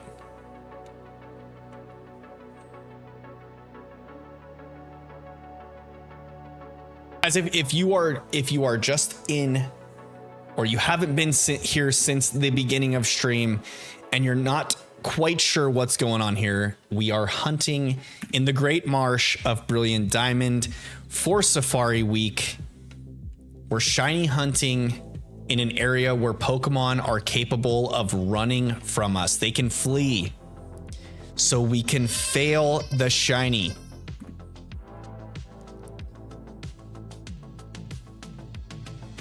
We are shiny hunting in hard mode, essentially.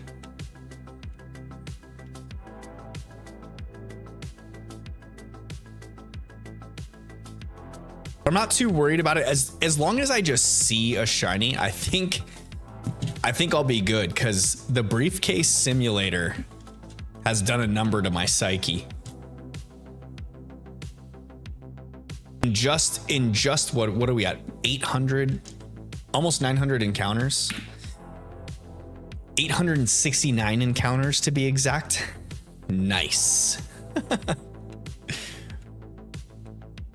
Just under 900 encounters on the shiny fire type only playthrough. We haven't even begun our playthrough of the game because we're stuck in the briefcase simulator matrix. Time is up. We are going back at it. Okay, well, now that this has ended, I'm going to I'm about to start organizing my boxes. Yo, that is an undertaking that I'm going to need to do at some point, and I keep putting off. But spring cleaning the Pokemon home boxes is going to be something that will need to be done at some point. That point is not now. But okay, sit tight, y'all. I'm going to fill up my water bottle. So I will be right back in just a few seconds. Hang tight for me.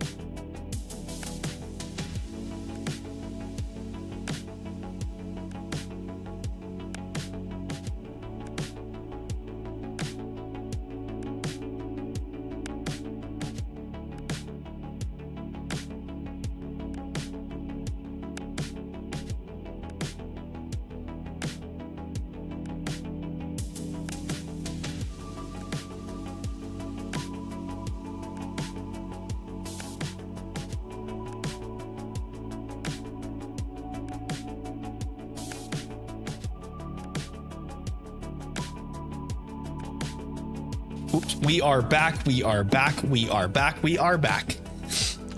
Time to go in. The water bottles, the water jugs are getting low, y'all. The water machine starts to struggle when it gets low. And so it took me a minute to fill up my water bottle.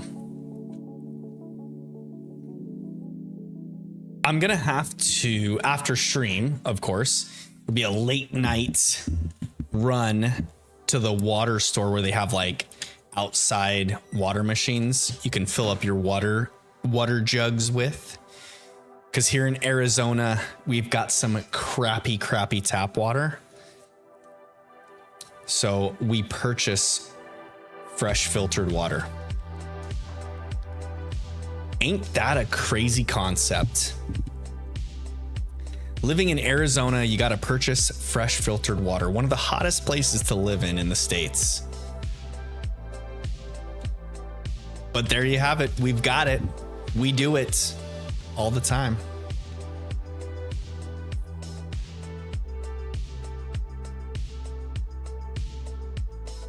$332 encounters. I think. Good night. I love you. I love you. Good night. Little chicken nugget. She's super tired. You could see it all over her eyes.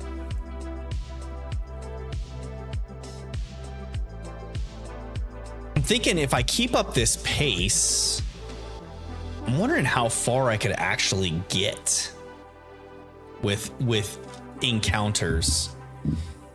It's kind of like a mini game I play in my head, right? The briefcase simulator I've kind of got down. What's my encounter goal for tonight? I don't know. I don't know if I actually have a goal for the amount of encounters. I wasn't sure at like what the dog's barking again. I wasn't sure like what rate I would really be able to like get into a groove of encounters. Especially while chatting with y'all and keeping an eye on stream and whatnot. But I feel like I feel like we're clipping along pretty good. I think I'm almost at like, I'm over 200 for the stream, I believe it is. So I'm probably at like about 100 per hour, I would say. I think I've been streaming for about 2 hours, a little less than, because I didn't actually like the stream started at 6:30, but it was like my starting soon screen for a little while. So there's that. Also, I didn't really like go through my full routine of posting all over social media that I'm streaming tonight like I normally do.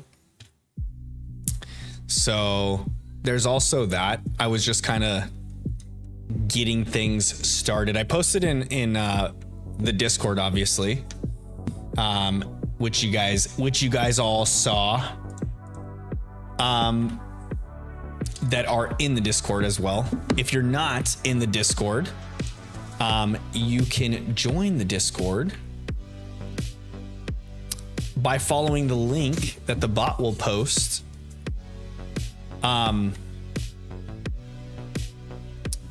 Lil Bubba says 1 hour and 54 minutes. Yeah, the thing is, I think that my starting soon screen was on for probably a good 5 minutes or so, 10 maybe.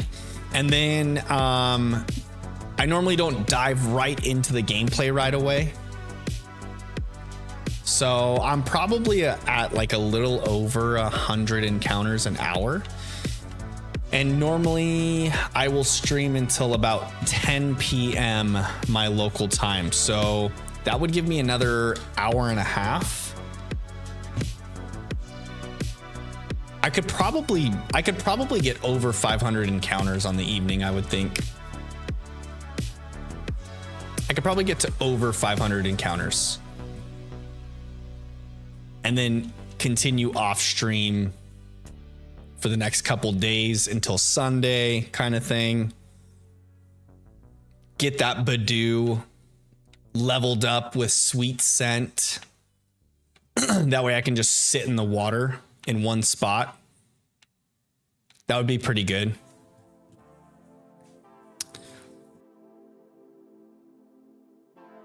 Yeah, so I think it'd be a fair assessment to get to 500 plus encounters on the evening.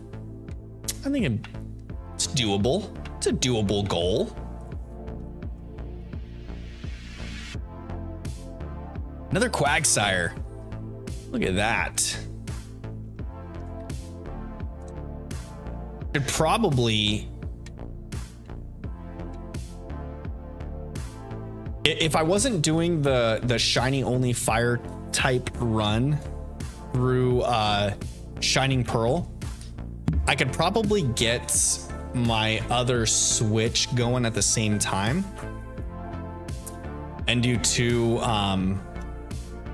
switches at once on screen. That would be kind of fun, but the only thing with that is my other capture card, I've never really gotten to work. It was like a cheap Amazon capture card buy. So I'd have to figure out getting that thing to work. But I could increase the encounters per hour by doing that. If I'm able to kind of put something together for Sunday's stream, I might try it. We'll see.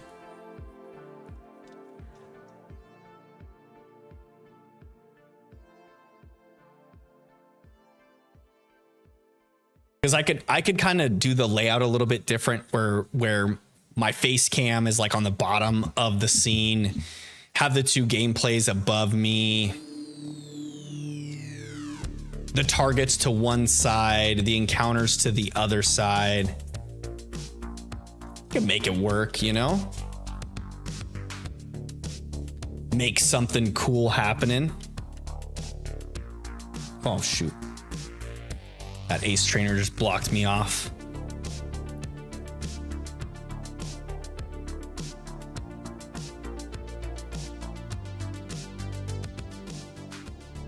Andrew says, I'd be interested to see two going at one time. Yeah, it's quite the feat. There's actually like the creator Absol blogs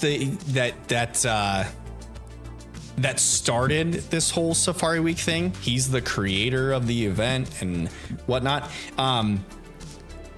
You should see his setup. He has like multiple GameCubes running old school like generations 1 through 3 games at one time. I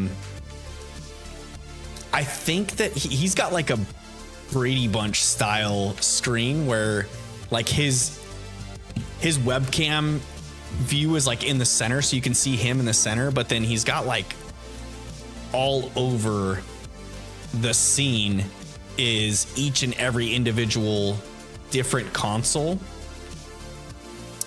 And when a shiny comes up, he like quick switches to zoom in on the console that has the shiny on it. It's pretty cool to watch, actually. It's super respectable. Like, to see what he does is insane. And then like so when shiny hunting first started on like YouTube and Twitch live streams, you didn't really have capture devices for some of the older consoles yet.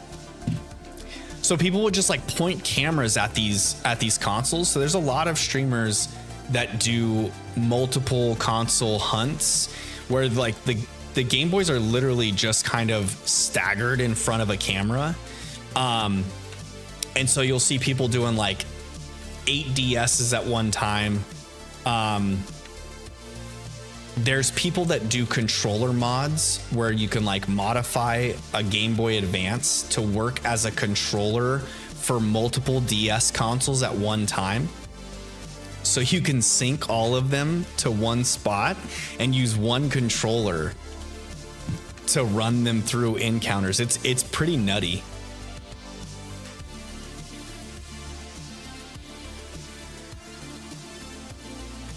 Like the steps that the shiny community goes through to get to do hunts is impressive. It's so impressive. Like I want people to notice the work and effort I put into like setting up a scene like this, like what I have going on right now with the bamboo frames and the leaves, and like each thing is its own intricate little piece that's added to the scene one by one. So like the Pokemon that are down in the bottom, I put into a Canva page and like individually put each one in there with its own glow. The different sparkles are their own little individual item. Send that out as one PNG that I can throw into the OBS scene. It's pretty crazy. It's pretty cool, to be honest. And like when you start creating your own live stream scenes and you see other people's, you have like a newfound appreciation for what they do to get to that point. It's pretty wild. It's pretty wild indeed.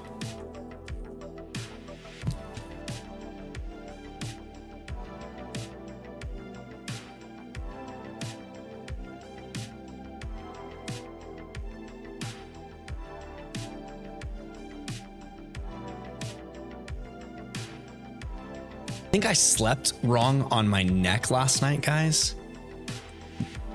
I've been having like this tightness in my left side on my shoulder and all through like my trap area all day long. So like I still have full like turning range, but it's super stiff. Before stream, I asked Gina to give me like a neck and back massage. God bless her. She's so good to me. She's like, yeah, babe, go ahead and grab the lotion. She's like put lotion on my back and shoulders and like rubbed out the muscle for me. She's such a sweetie. Not only is she good at guessing Pokemon, but she's good at giving me back massages.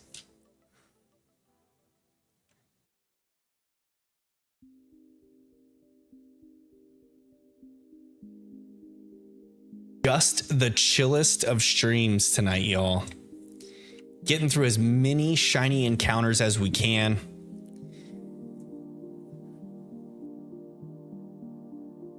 The chance of a little pink whooper shining for us tonight is pretty high, actually. I'd have to say. Harnish says English or Spanish? English. I speak English. I speak a little bit of Spanish. Hablo un poquito de español. Pero no mucho español porque yo soy un gringo. Hablo español para trabajar un poquito. But when it comes to Pokemon terms, I cannot speak. I can get by, I would say, in Spanish-speaking countries. I just got back and that was the only time I heard. Oh no. Whoever moves first is gay. Gosh, I remember doing that stuff in junior high. Those were some good jokes for sure.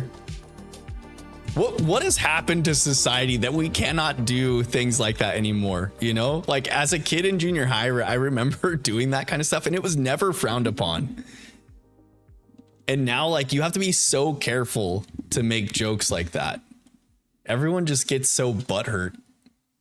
And I get it. It is wrong to like poke fun that way at people, but gosh darn it, if you're just poking fun at everybody equally, you know, it shouldn't really matter. But I guess that's the society we live in today. Well, Bubba says it's Gen Z. It's true. This is true. Everyone gets so offended so easily. I feel like we need a little to have a little bit more thick skin, you know? Like not be so easily offended by everything. It's okay to give each other some shit once in a while. Strengthens your character. Can't be sensitive about everything.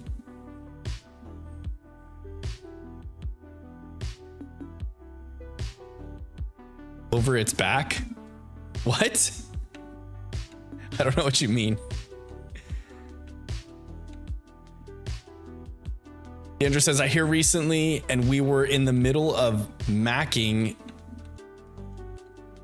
Wait, what? And I was like, I haven't heard that in forever. Macking? Kids don't use that term anymore.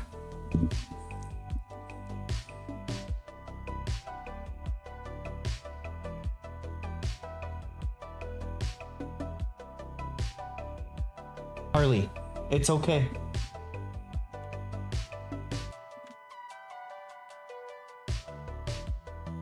All over YouTube and TikTok. Yeah, it truly is. It was a term for making out. Yeah, I remember saying that as a kid. Mackin'. I didn't know that no one uses it anymore. I find myself saying terms pretty regularly that confuses people now. I feel like that's kind of a tell that you're getting to an older age, you know? When you say terminology or phrases that aren't received by the younger crowd, you're like, oh shoot, I'm that person now. I'm Gen Z, and me and my friends insult each other till we can't anymore. Yeah, it's kind of like, I don't know. I just feel like as a kid, it's just natural to do that, you know?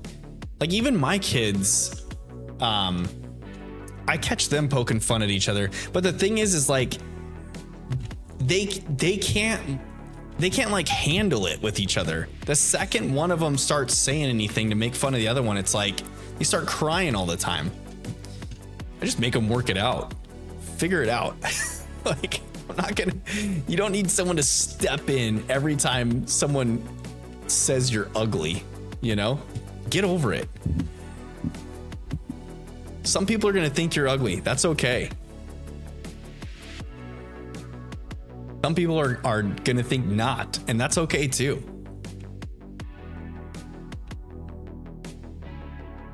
Like our society is just so not okay with acceptance anymore.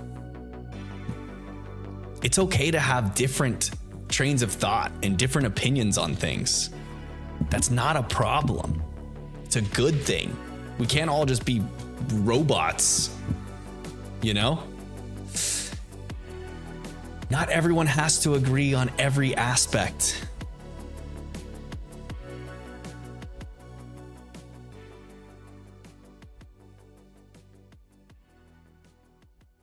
That whooper is not pink. That whooper is pink, not. That whooper is not shiny.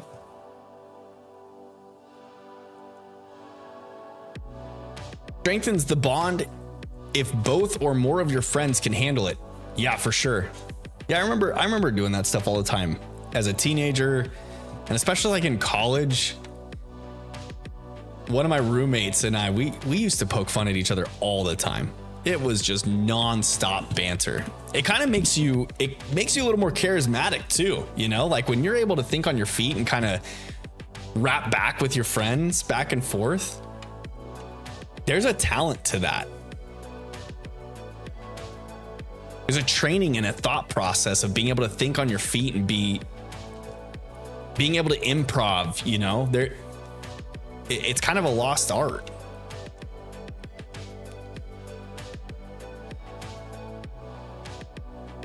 Little Psyduck, you're not blue. I wish you were though.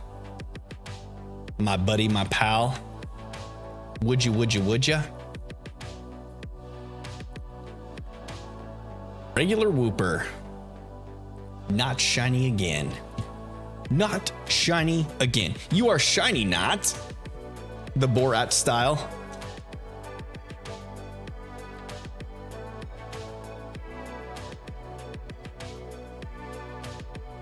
I do not know what they're seeing out there, but there's something out in the wash that they think is out there. If it's a coyote, the coyote would just totally tear up my poor pups, but they think they're being super tough.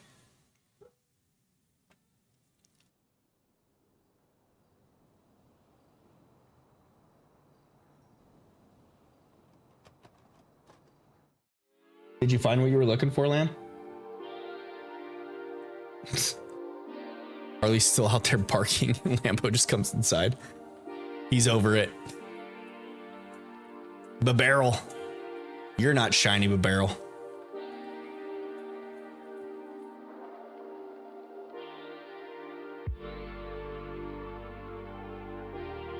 No shiny Whooper. But the encounters just keep coming.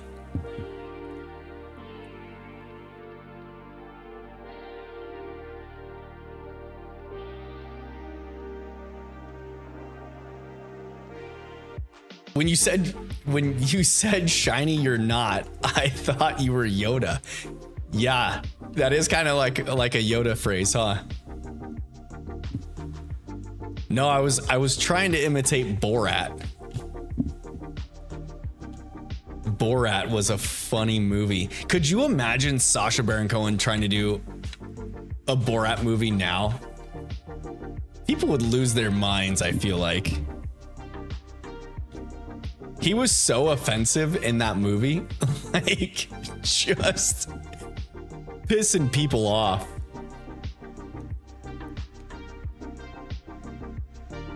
He was so obnoxious.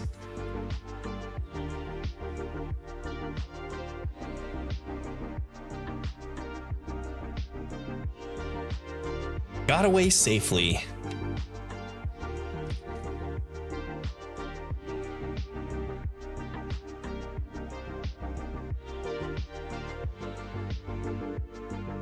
Gotta stay hydrated while streaming. Make sure. Harley.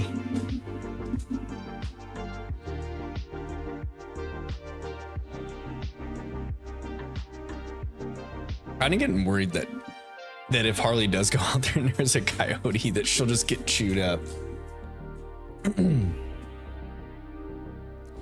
We do get coyotes in these here parts of the states. In Arizona, that is.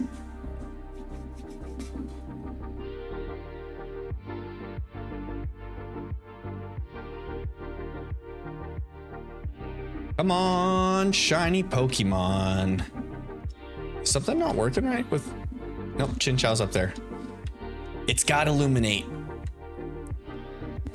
I feel like the encounter rate has gone down. Like we're not getting as many encounters.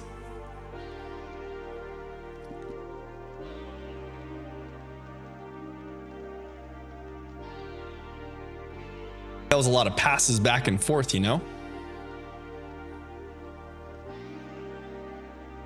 All right, I'm gonna watch a show. If you're still live after, I'll stay. Okay, sounds good, Lil Bubba. I hope you enjoy your show. What show are you going to watch, by the way? Hope you enjoy the show. And if I'm still live when you're done, we'll welcome you back with open arms. If not, we'll see you on the next one. It's no big deal.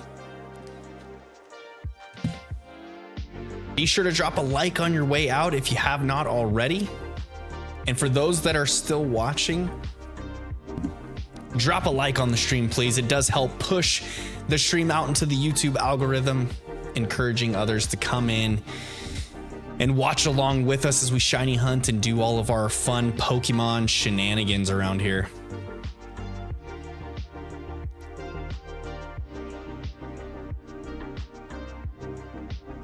As we shiny hunt the night away.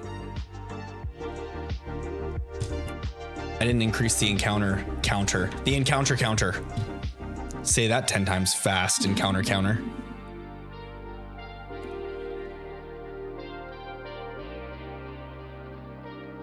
Yeah, I'm really thinking that maybe it would be a good idea to send over a Pokemon into, even if I did a new playthrough on the other Switch, on my kid's Switch, I could create a new profile, start a brand new playthrough, pick whatever starter I want, send over a level 100 Pokemon.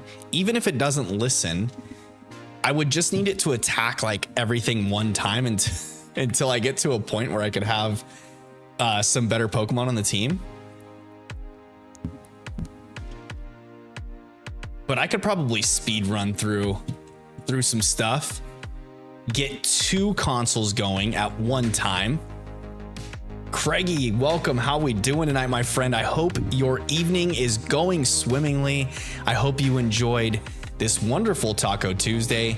I didn't text you earlier, but I meant to let you know I did talk to our sales guy today about your Pops pool. So they should be getting things dialed in for them if they haven't already. But I'm glad you stopped in. Thanks for stopping by, checking out the stream. If you can, drop a like for me. I really appreciate it. It does help out. And we need to get together soon to do our collab, our little collaboration. Oops, I think I hit the encounter button twice there. Get a little trigger happy on the encounter counter. Got to bring that down. Bring that down a bit. Yo, the vibes are chill right now.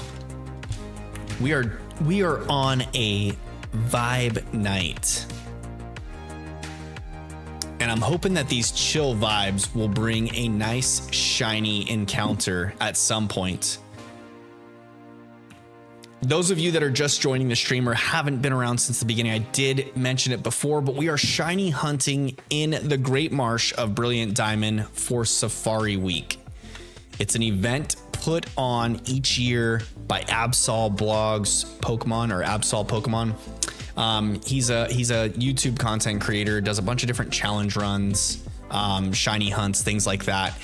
But every year he hosts a week-long event of Safari Week where shiny hunters all over jump into their generations 1 through 4 games, go to the Safari zones and shiny hunt for Pokemon, which essentially is shiny hunting in hard mode, because not only are these little pixel changed Pokemon rare to find, they can also flee from the encounter. So there is a chance that a Pokemon will shine in front of you and then you don't catch it and it runs.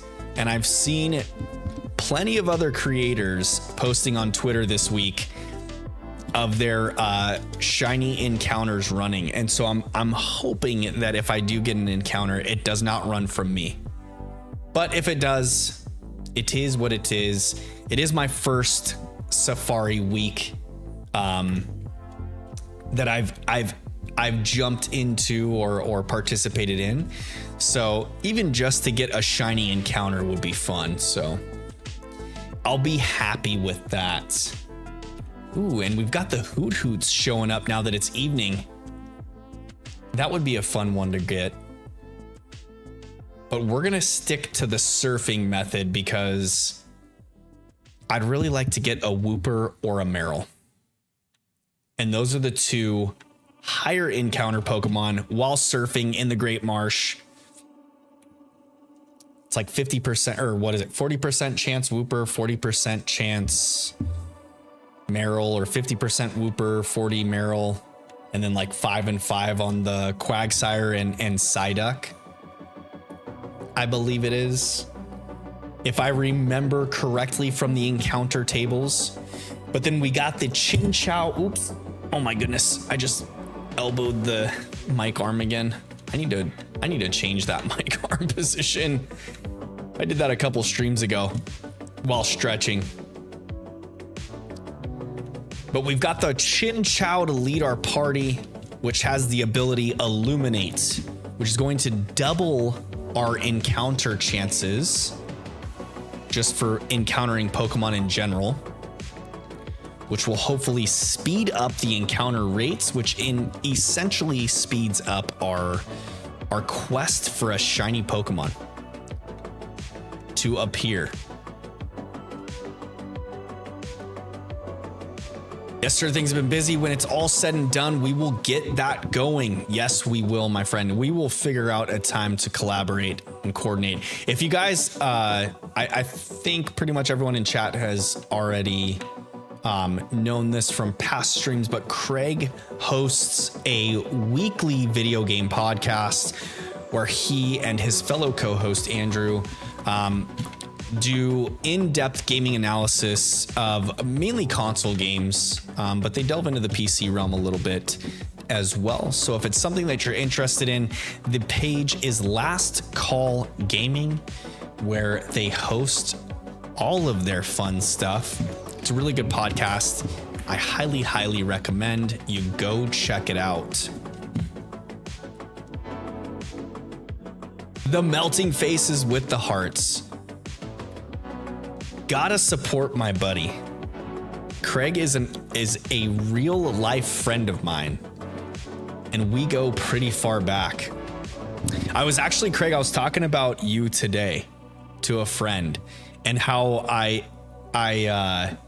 when you and I get chatting about video gaming as kids, I envy the fact that you had a twin brother to game with through all those times. Because when I think about, like, especially when I'm thinking about my experiences with Pokemon, I always think back to like how cool it would have been. I had buddies that I did trades and stuff with and played through games with, but to just have that PIC, that partner in crime for every gen of Pokemon, you know, like you would have one copy, they would have the other. You guys can always complete your Pokedexes.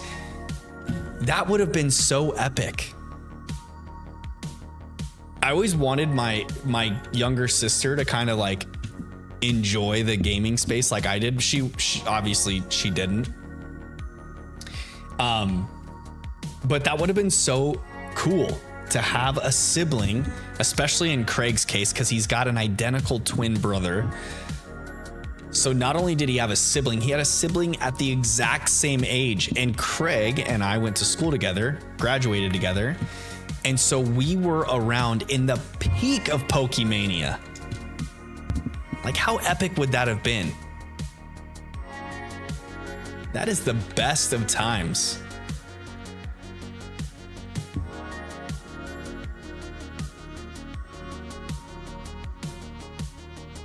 Definitely came in handy. Sonic and Tails, Red and Blue, Mario and Luigi, DK and Diddy. It was fun having someone on the same level. I could only imagine.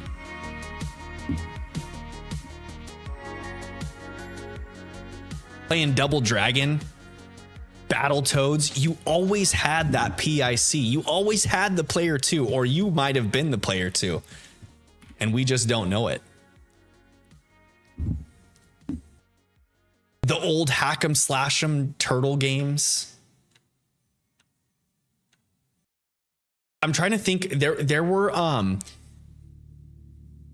oh gosh darn it, what were those games that were like it was like Mythical Times, and it was like another arcade style game, and you can play up to like 4 people, and you had like a mage, a barbarian, an archer. Oh my goodness. Gauntlet? Was it called Gauntlet? Maybe? I was always player 1.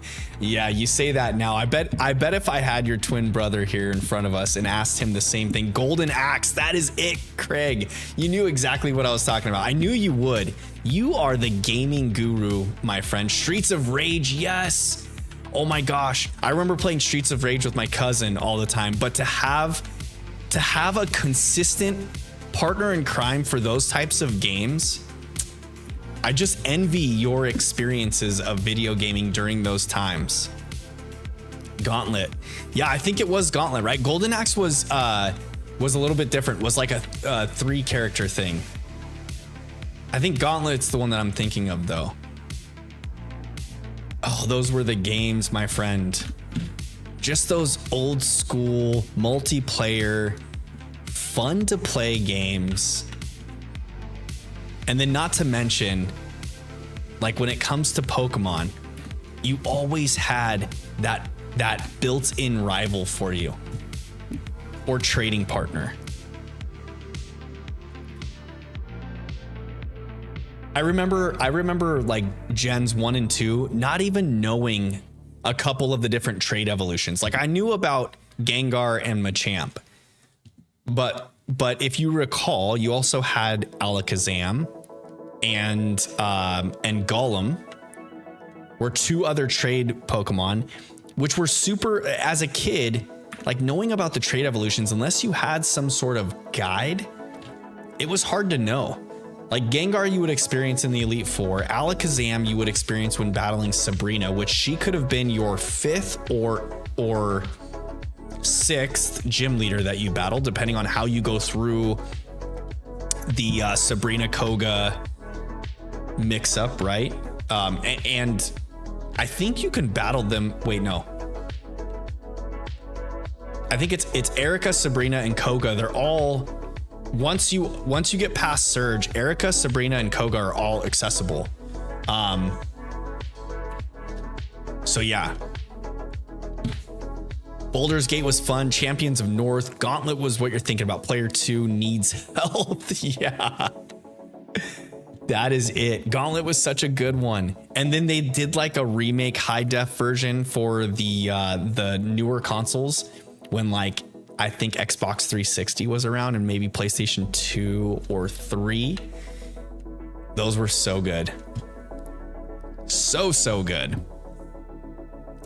Or like the old school, or not old school, but the arcade X-Men games. You always had your built-in buddy. You could go to the arcades with your twin brother and post up on the Simpsons game, the Turtles game, any of those types, and you had 2 players already. Oh, Champions of Norath. Yes, I forgot about that one. I was wondering what Champions of North was. Norath. Yes. The nostalgia feels are hitting so good right now. But even just for Nintendo IPs, Mario and Luigi, you always had a Luigi. You always had a second player to play the Donkey Kong Country games with. Whether it was Donkey and Diddy, Diddy and Dixie, or Dixie and Chunky? Was that who it was? Was that the baby's name in Donkey Kong Country 3?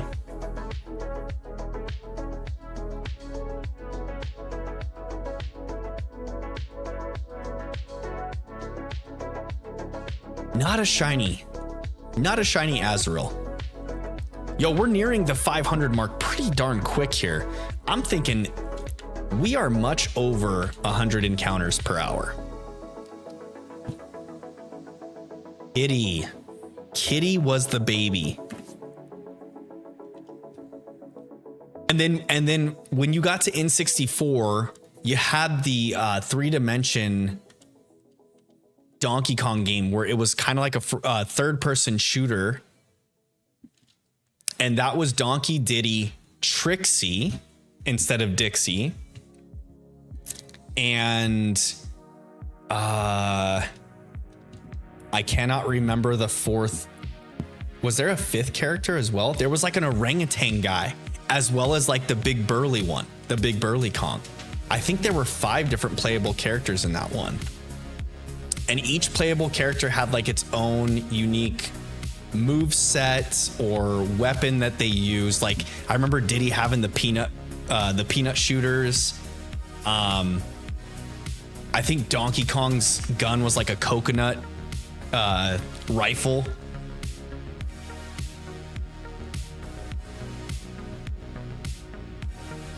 I don't think that installment was called Donkey Kong Country. I think it was just Donkey Kong 64. That was probably my favorite Donkey Kong game.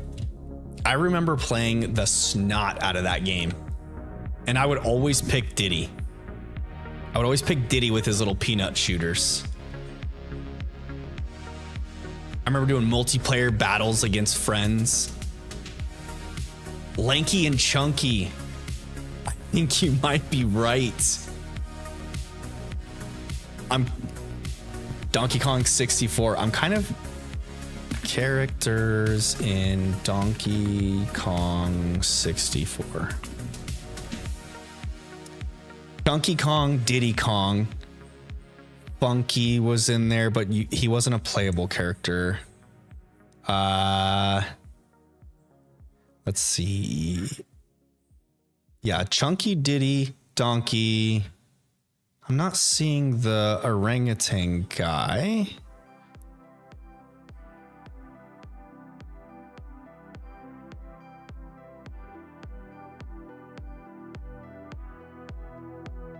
Let's see, Donkey Kong Wiki. Tiny was the girl's name, not Trixie. Chunky, Donkey, Diddy, Tiny, and Lanky is correct. The orangutan is Lanky. That is it. Okay, this Meryl is not shiny. This Meryl is not shiny.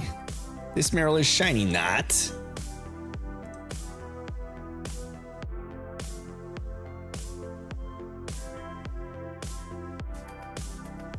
Donkey Kong 64. If they were ever to make another Donkey Kong game like that one for the Switch, I would be all over it like white on rice.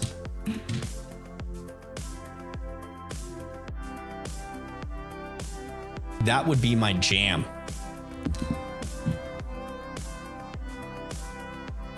We are way overdue for a shiny. Yeah, kind of. We still haven't hit odds yet, so technically no. But I do wish that we would have one just pop up way under odds. That would be ideal. That would be so ideal.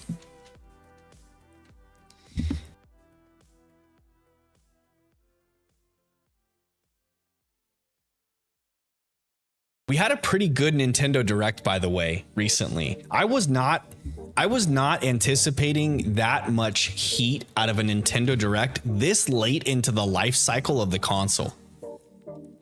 They're obviously going to be dropping the next version of the Switch either by the end of this year or next year, I think. What do we need to hit for odds? So odds in the modern Pokemon games is 1 in 4,096. So 4,096 is the odds amount. But this playthrough, I never encountered a shiny in this playthrough. And so I'd imagine like so it doesn't like odds don't really work this way, this train of thought that I'm about to say. So OMG. Yeah, buckle up, sister. Dig in because we're here for a long haul. So this train of thought doesn't actually work, but like this playthrough, I have encountered multiple Pokemon throughout the playthrough. So there's whatever, like the whatever Pokemon I encountered throughout the playthrough, would it kind of essentially count, but not really. Like odds doesn't work like that. It's a percentage thing that Pokemon, it's like a roulette spin. Like each and every time it's that percentage for the Pokemon to be shiny. So like it could technically happen on this next encounter at any moment, you know? It's just that if you hit odds, I mean, it's likely that you would find one within that time frame. So like if a group of people, if like 4,096 people all played the same Pokemon game at the same time, like on their own consoles, and all did an encounter, it's likely that one person out of that 4,096 would find a shiny on that encounter. If they all did an encounter at the same time, it's likely that at least one of those people would find a shiny.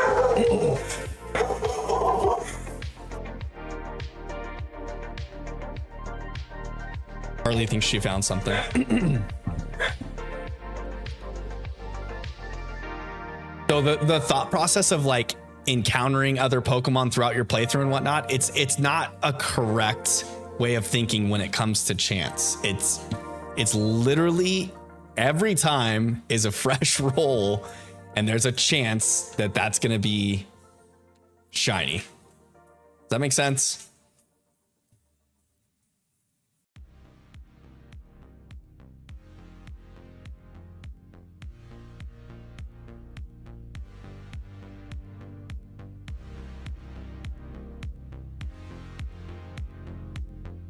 Ooh.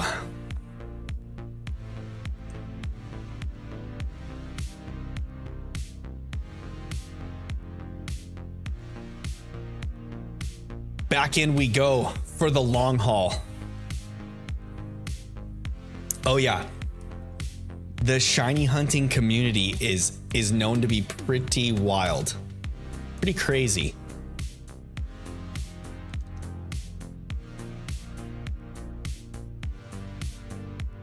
And on top of that, it might run too. Yes, exactly. That is the whole point of Safari Week.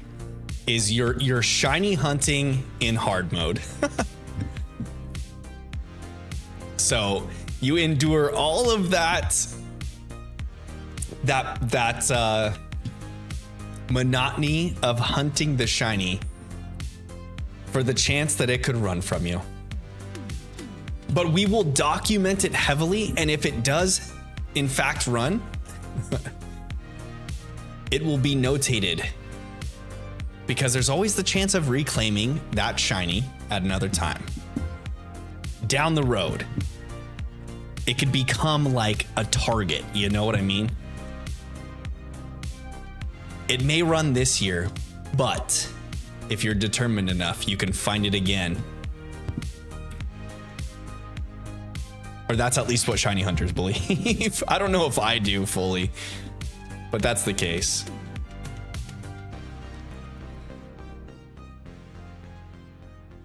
It is getting warm and toasty in Arizona, y'all. Summer is upon us. It is hot out. The weather is amazing for swimming and enjoying some water activities.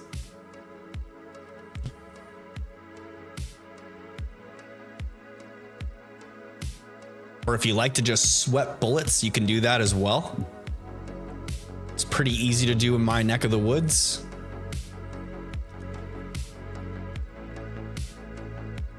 Are we at 9 p.m.? Ooh. Yeah, I think we're well ahead of 100 encounters per hour, so that's a good thing.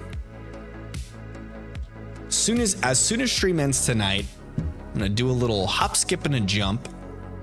Go get these 5-gallon water jugs filled up for myself and Gina and our fam bam. No Quagsire. Andrew says, I want to do a float before the summer is up. Yo, floats are good. The only thing is, like, I haven't done a float in a long time just because it's oh my god, 2 Quagsires in a row. That's pretty darn lucky, actually. What if the next Pokemon is shiny to even exploit that luck farther? It's not. It's a regular Wooper. It's not shiny. But what I was gonna say about the float is you need to kind of do a float like during the week so that the traffic on the river is not so dangerous. It's hard to coordinate that.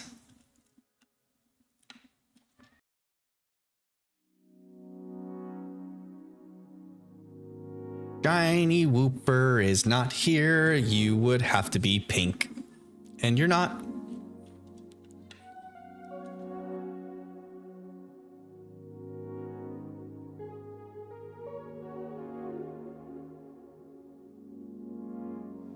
I remember as a kid or young, when I was younger, like when I was serving tables and I didn't have a Monday through Friday 9 to 5 type work schedule, I would do floats so frequently. It was like the thing to do. Gotta have flags. Yeah, it's definitely, I don't think it's necessary, but it's definitely helpful to have those flags to alert boaters and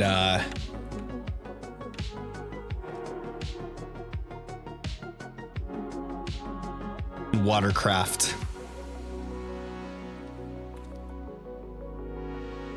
of the possible dangers ahead. You know? You know? You know?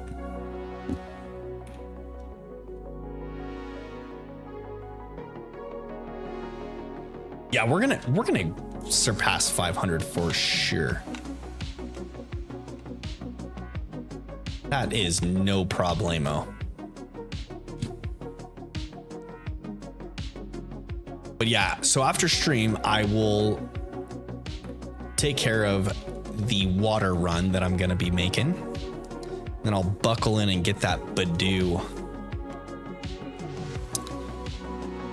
leveled up and knowing sweet scent.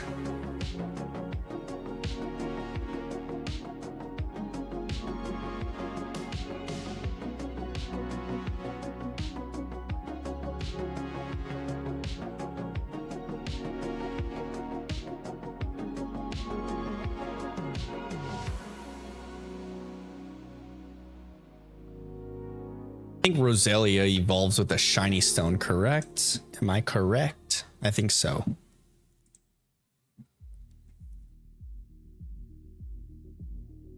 You only get one shiny stone before the post game in this game.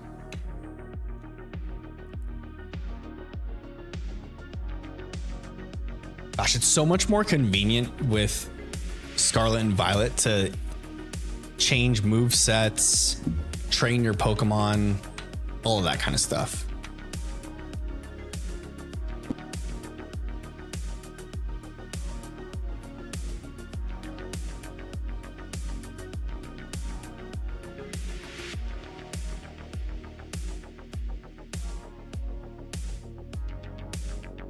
Badoo, you think you can get him though? I caught one in the earlier on in the stream. It's just chilling in my boxes now. So I've just gotta level it up. I think it's like level 20 already. So just level it up, make sure it learns sweet scent. And then I should be able to put it at the front of my party. I need it to be pretty high level though. I was explaining this earlier, but your lead Pokemon in your party dictates oh, it's a pun. I see it. It went completely over my head just reading it to myself.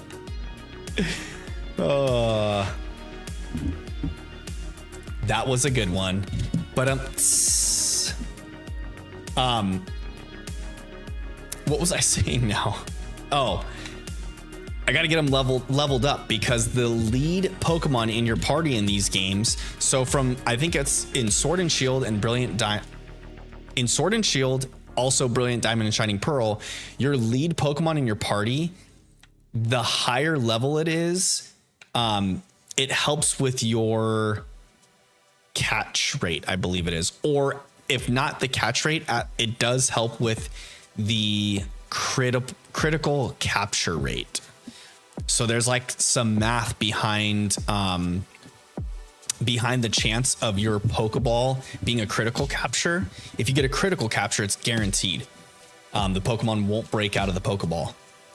But the way that the games calculate that critical capture, you get a bonus to it if your Pokemon is like so many levels. If your lead Pokemon is so many levels above the Pokemon that you encounter. So the higher the level I can get that lead Pokemon, the better.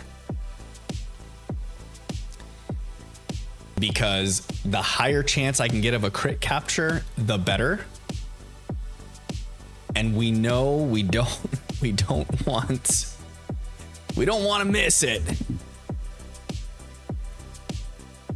We don't want the Pokemon to break out of the Pokeball and run away. Because if it's shiny and I put all this effort in to finding a shiny and it just breaks out of the Pokeball and runs, I'm going to be a little bit sad.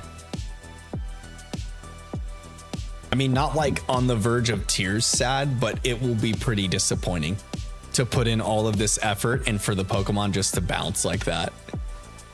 It'd be like, deuces, I'm out. See ya. That'd be no fun. Big time sad. That'd be the saddest moment of all moments. So we got to do whatever we can to increase our odds of catching the Pokemon. And actually, the more Pokemon of the species that you catch, the higher your rate of a crit capture would be. I think you can get, if it's like, I think it maxes out at like 1,000 of that Pokemon caught or something like that, or somewhere between 600 and 1,000. You get like another bonus for a crit capture. And the Safari Balls in the Great Marsh. Oh my God, that's shiny right there. That's a shiny Wooper. Yo, oh my God. It's shiny. Guys, less than 500 encounters. We found a shiny in this Great Marsh. Are you kidding me right now? There is no way. Oh my gosh. Yo, dude. I'm starting to sweat, guys. I'm starting to sweat. This thing better not run. Oh my goodness. Look at how pretty it is. It's just the pinkest of pink little Woopers. What the heck? Okay. Mass Figure came back just in time for the shiny. Perfect. Perfect. Yo, I can't believe that we got a shiny this early in the odds. There's no way. I totally didn't even think this was gonna happen tonight. Are you kidding me? We got a freaking shiny. Don't fuck it up. No, I know. Okay, hold on.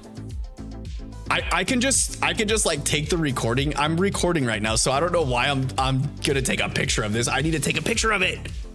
Oh, actually, I could just screenshot it on my, hold on. Okay. Whew. Don't hit the ball button, Casey. Don't mess it up. Okay, I need to, that's a perfect, look at that. Look at him. Oh my God, her. It's a her, y'all. It is a her. I can't believe that we got a shiny in less than 500 encounters. What a snag. Here, I'm gonna take a crappy camera picture because I gotta, did I get the shiny? Yes, I got it. That's a stupid, look at that thing. Hold on. Show me the Wooper. Yes, look at him. Her, I keep calling him her. 485, it landed on a pretty round number too. On a 5? Yo. Okay. Please don't run. Oh my God. Please don't run. Mass Figure, if this thing runs and you clip it, I'm gonna be pretty sad. Perry Woople. Okay. Just stay in the Pokeball. Just stay in there. Please stay in there. Yes, we got him. We got our first shiny of Safari Week, y'all. Yes. We gotta name her. Oh my goodness. Perry Woople. Is that what we're gonna name her? Perry Woople? Mass Figure, that's a pretty good name shout. Oh my goodness. Okay. Whew, I'm kind of calmed down now. The first Safari shiny. Yo, I can't believe it. Good time to see that. Yes. Lucky. Should we name her Lucky? All right, vote in chat, y'all. Should we name her Perry Whoople? Oh, I'm kind of shaking still. Perry Whoople, or should we name her Lucky? Lucky AF, Deandra says. Yo, I kind of like Lucky. I really like Lucky, actually. Okay. I think that's what we're gonna do. Oh, yes! Yes, yes, yes! I'm so stoked. Just sitting here talking about critical capture with Pokeballs. And our pink little girl decides to be there. I can't believe it, y'all. Yes. I had no thought that this would happen tonight. I thought for sure like I would have to do some encounters off stream, get into Sunday and be like, this is gonna be it, you know, hopefully cross my fingers for a Sunday shiny. And guys, we got a shiny tonight. It was feeling lucky. Yes. Okay. Lucky it is. I've got Lucky in the name box already. That's what we're sticking to. Yo. Lil Bubba says, as I got here, I saw it was pink and was like, got back in time. Yes. We're adding this sucker to our party. Get in our party, Lucky. Clive, you can go to the boxes for now. Got a Mystic Water too? Yo! Mystic Water helps boost the power of water type attacks. That's such a good item. Yes! It's holding an item. It's shiny. This thing is sick. Yo! Place. Oh, no, I'm sorry. Clive was holding the Mystic Water. That's why. I was thinking Whooper was holding it. Yo, nature guesses. What do we think? What are we thinking, y'all? If you get another, name it Perry Whoople. Okay, I will. I will name the second one Perry Whoople. I'm thinking Rash Nature. What are we thinking, y'all, for nature on the Pokemon type? Or on the Pokemon? I can't believe it's Quiet Nature. Yo, 485 encounters. That was so awesome. Yes. I'm so stoked. Okay. Well, we got our shiny tonight. Let's start the counter over. Let's go back to 0.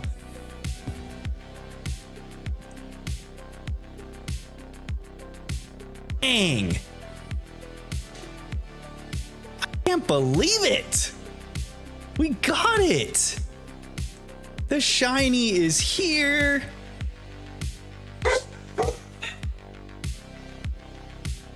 All right, on to another. What, y'all? If we get another shiny encounter tonight, I can't believe it. I would lose my mind. I almost had a heart attack when I saw it. Yeah, for sure.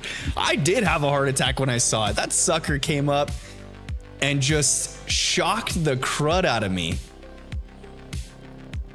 I'm so happy right now. I'm so stoked that we got a shiny tonight.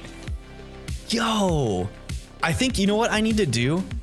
I feel like we need to add something to the overlay indicating. I'll work on that. I'll work on that off stream. I'm thinking maybe if I add like some kind of like, I don't know, some kind of graphic below my face cam, and we'll track the Pokemon that we catch for Safari Week. Yo, we freaking, my first shiny for Safari Week, y'all. You guys were here to witness. That was it.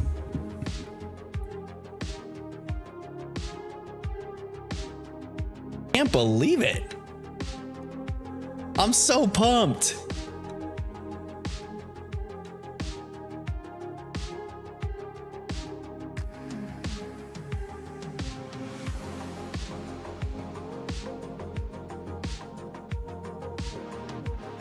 The night couldn't have gone any better.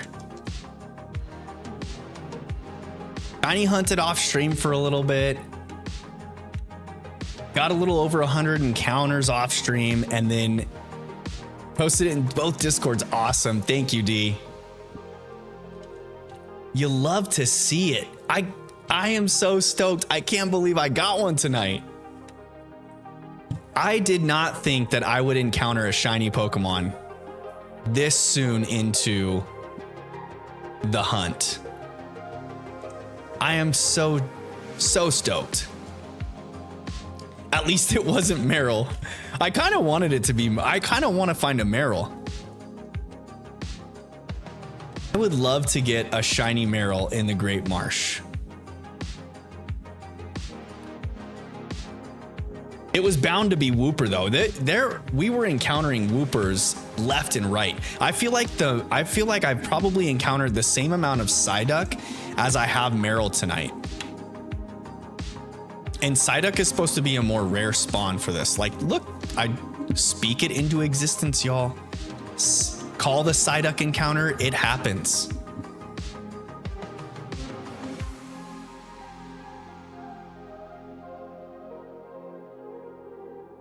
At war with the Meryl community. Why is that? What is your hatred with Meryl right now?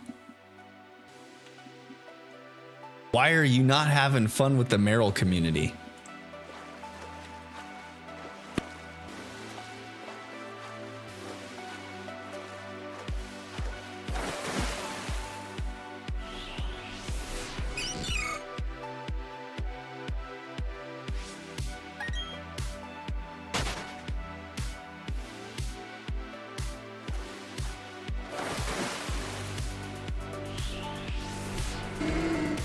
The Quagsire, the 5% chance Quagsire. Yo, that was so far under odds. Reasons untold for certain reasons. What? That doesn't make any sense. Yo, I can't believe I found one that far under odds, guys. The shiny luck. The shiny luck giveth. And just remember, the shiny luck can always taketh away too. I'm hoping that this encounter tonight, being that far under odds, does not give us bad luck in Shining Pearl with our briefcase simulator. Because that's where we could run into some problems.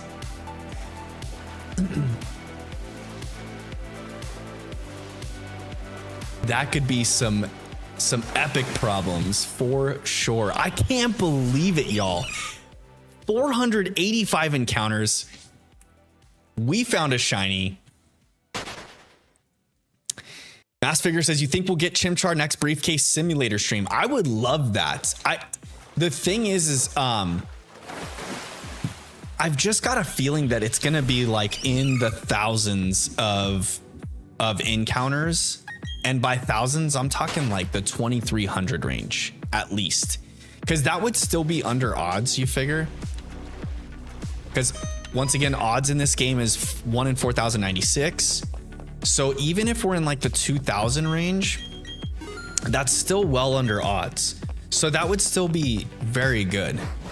But yeah, I don't know. I'm just going to be happy with the briefcase simulator being under odds, to be honest.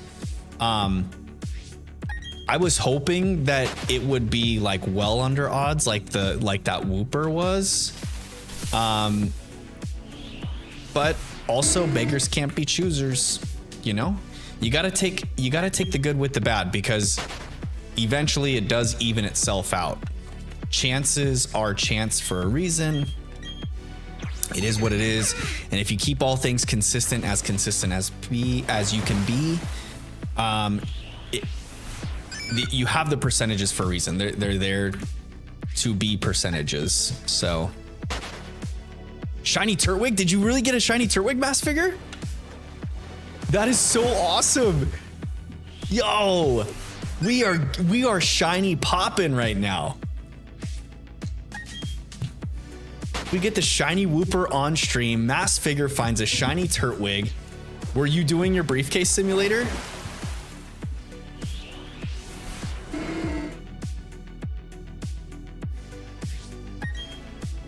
Yo, another Quagsire showing up? That was crazy because it was 2 Quagsire in a row, and then I think I ran into a Wooper, a Meryl, and then the shiny Wooper came up. Scarlet and Violet Turtwig, yes, you love it.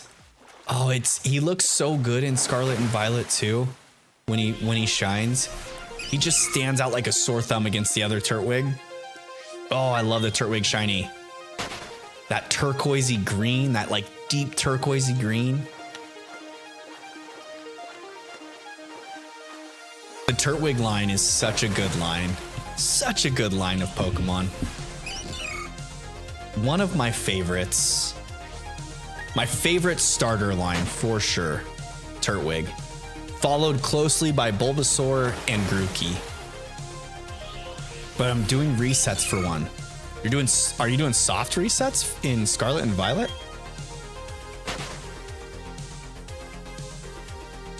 Or just picnic resets in that area?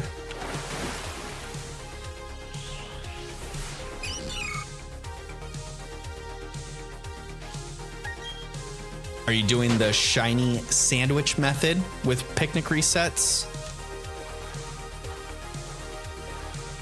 That is the way to do it.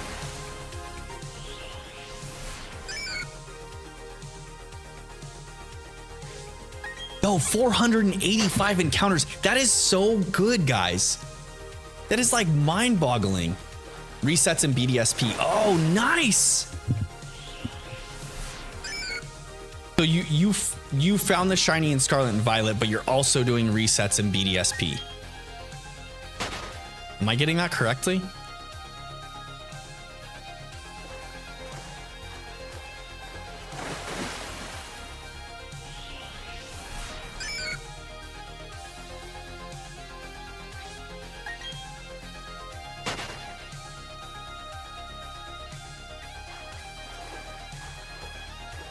The little lucky gal Wooper. Yes, okay. Found it in Scarlet and Violet, but you're still doing resets in BDSP. Got it. I believe the briefcase simulation is a tough one though.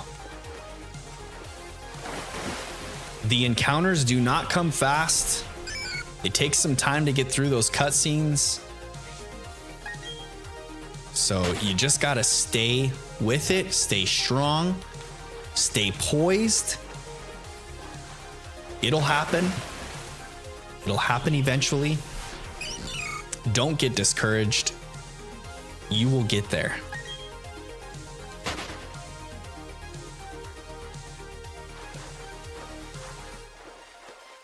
Just think, when you transfer it into your Pokemon home, you'll always have that tag of where you found it in the Sinnoh region. Lake Verity? Lake Verity? Did I say it correctly?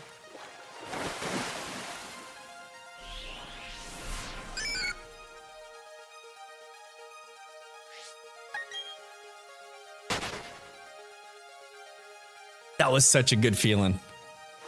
You love to see it.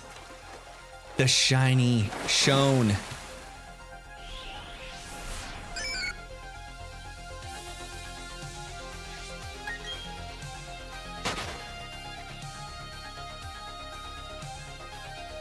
Make sure we're hydrated and rolling right along.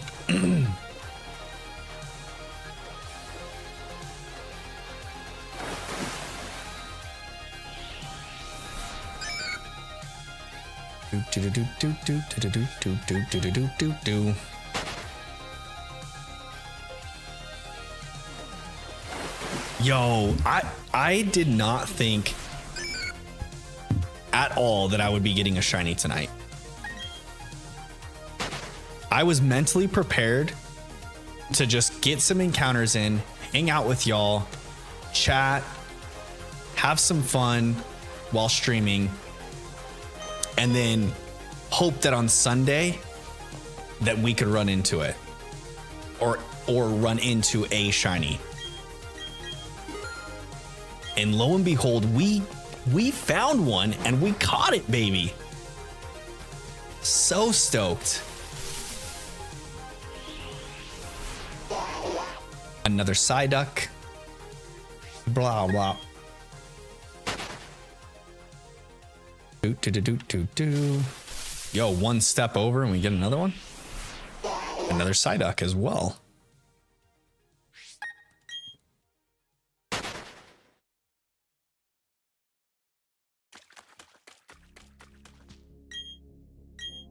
I'm excited to go back through the recording from tonight and rewatch that shiny happen. That is gonna be so fun. Oh, what a fun time that will be.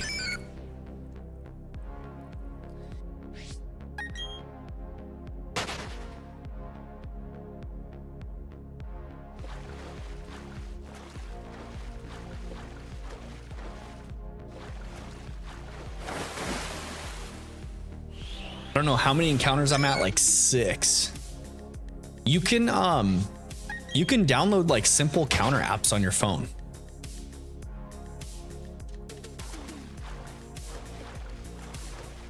If you have if you have a smartphone, you can download simple counter apps and then just like to where you just tap the screen every time you get an encounter. It's super nice. Nice way to, that's what I was using off stream, at least, to keep track. Or you can just not count it and run rampant. Sometimes people would rather not know how many encounters they've done, because like I was saying before, chance is just chance. Like it's every encounter is a new encounter and there's a chance for it to be shiny. So sometimes like I have an app already, nice. Yeah, sometimes you can get in your own head too. Like if you're keeping count of it all and you go over odds, sometimes it can be a little bit damning, you know? Knowing that you're over the odds or well over the odds can be a little bit discouraging at times. I like to keep track of it just because on stream, I think it helps for others to follow along with the encounter rate too, or the number of encounters. So that's always a fun thing.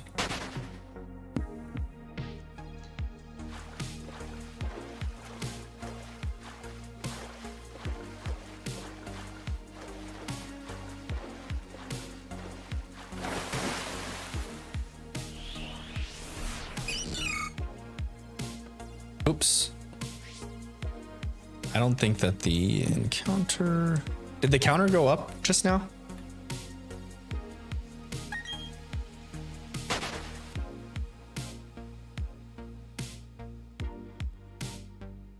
It did. I just saw the playback on my...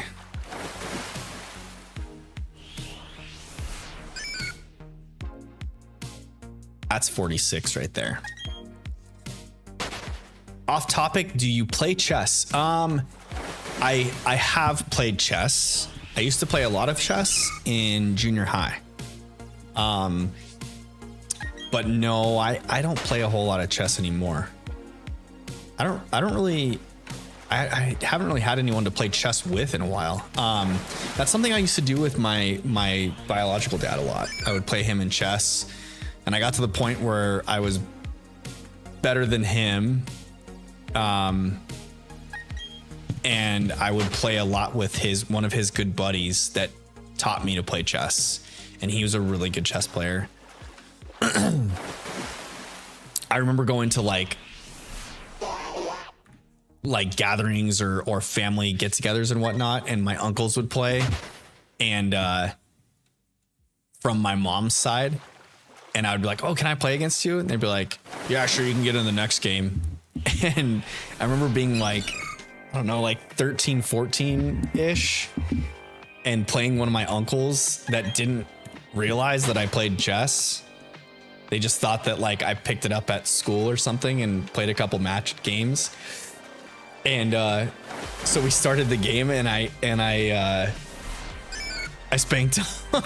He was like, where did you learn to play? I was like, well, I've been practicing at my dad's house. He's like, oh my gosh, you're pretty good, dude. I was like, well, thanks.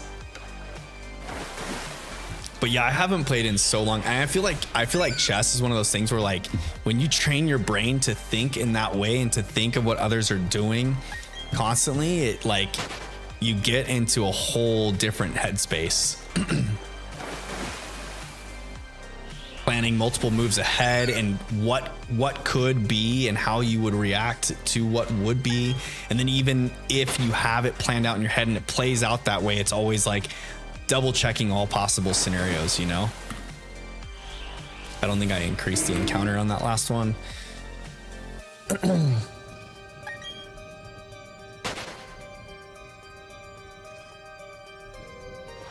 Another Quagsire. I feel like I've been running into more Quagsires and more Psyduck than I have Meryl. Just throwing it out there. But yeah, chess is such a good game for the brain. If you have someone to like multiple people to consistently play with or against, it definitely helps out. Z Colt, welcome back. How you doing this evening? You just missed our shiny Wooper that we caught and encountered. My first ever Safari Week shiny was Wooper. I'll make a clip of it though, and I'll post it in Discord in the next few days or so.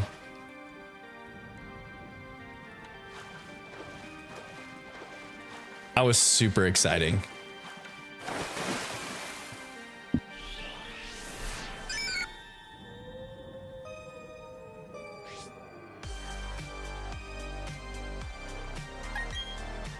Run from this one.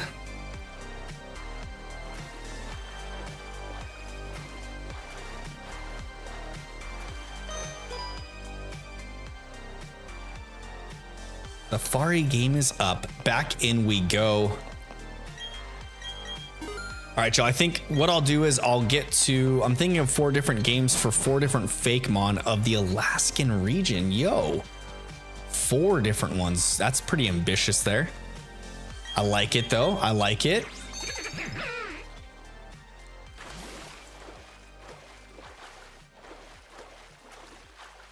Okay, let's do this. I think I'm gonna try and I'll just get to 100 encounters for this time through.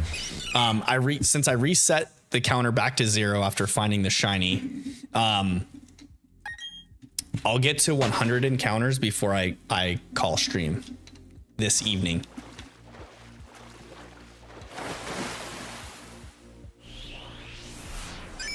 Because I do need to go fill up the water jugs, and I don't want to be out too late doing that. Not that I like go to a bad area of town or anything for it. It's just I don't want to be up too late either.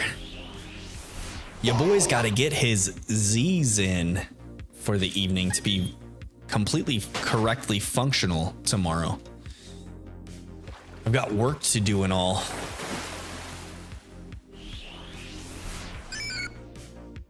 So there is that. I might actually try and do a different. Now that I caught Wooper, I might try and do a different shiny, because it's likely that I'll probably find another Wooper. Just because the encounter rate for Wooper is the highest where we're hunting right now, or like when you surf anywhere in the Great Marsh. So I might try and hunt for something different. But I don't quite know what yet. I'll have to look through the encounter tables and see what else we could hunt and then go off of that. I felt like this would be a good area to hunt because I wouldn't mind any of the 4 shinies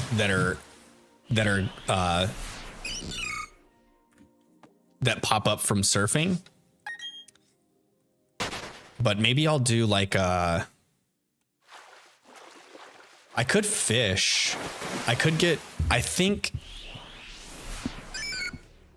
trying to think, because I think I can get I've got the old rod. I think I can get the good rod, but not the super rod until post game. So I'd want to see what encounters we can get fishing. Maybe I should do some fishing encounters. That would be kind of fun.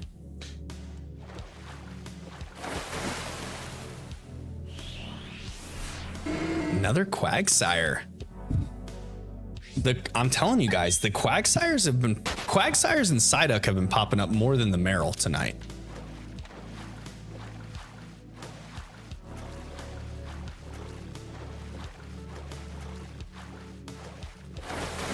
If I didn't know it, I would say that the encounter table was incorrect, but I looked up the encounter table on multiple websites and it was about the same. It was the same for each one. I did Bulbapedia, Cerebi, and Pokemon DB, Pokemon database. And they all said the same thing. They probably all get their information from the same source too, I would imagine.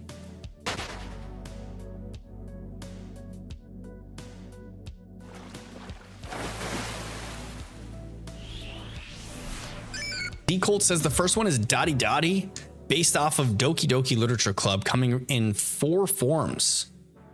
Yo, S, M, Y, and N form. The name comes from Doki Doki, data and date. Oh, okay. That's interesting.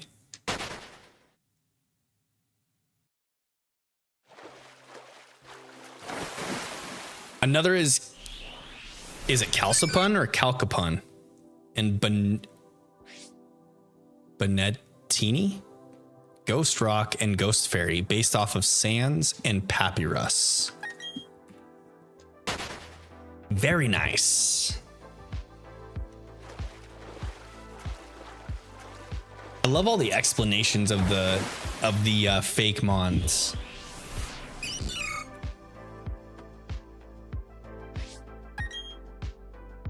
No shiny Meryl. Ralph, how you doing, my friend? Good to see you this evening. You recently missed our first ever Safari Week shiny, and I caught it. It was a female Wooper. We got the shiny and named her Lucky because I found her in 485 encounters. It was a great find.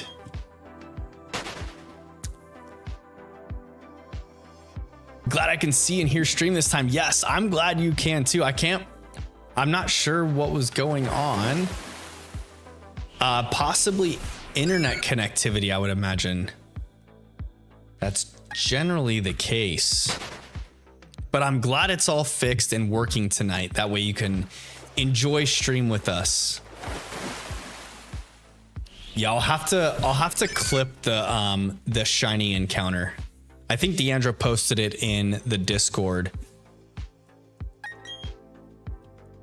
I'll go back and take a quick peek at it before bedtime this evening.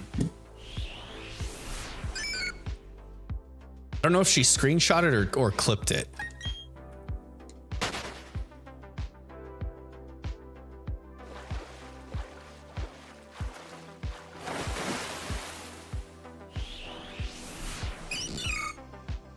No shiny Meryl.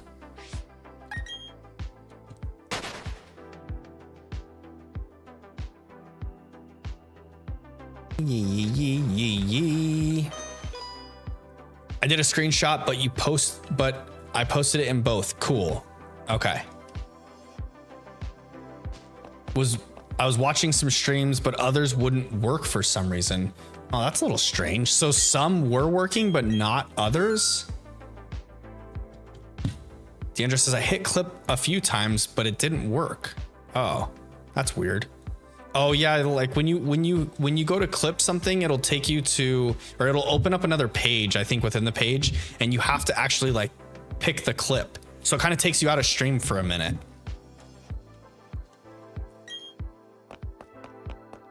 Never used it before. Yeah, it can be a little confusing. It takes you out of the stream, I believe.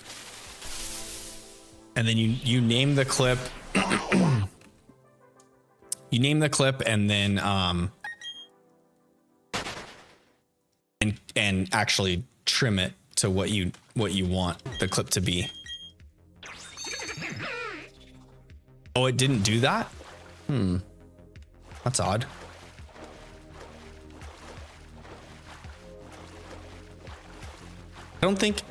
I can't do it from YouTube Studio. Oops. Yeah, no, I can't do it from YouTube Studio.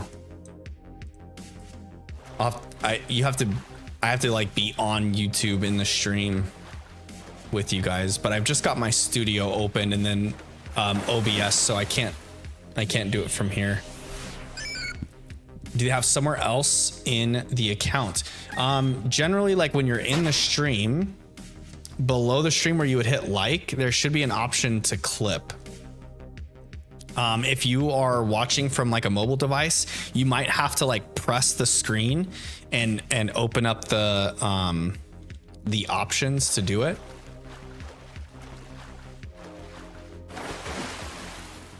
So if you're on like a tablet or phone, I'm trying to think. I can't remember how I did it. There could be like 3 little dots up in the screen this way if you like hover over the screen. The menu dots to trigger it.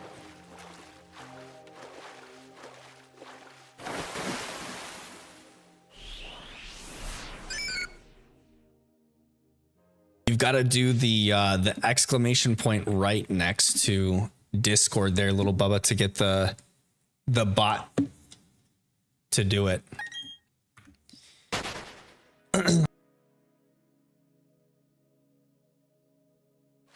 Do the exclamation point, and then there's commands for Discord, Instagram, Twitter. There's one for TikTok. It doesn't work right now because my account is banned. For some reason, TikTok banned my TikTok account, which is absurd to me, but it is what it is.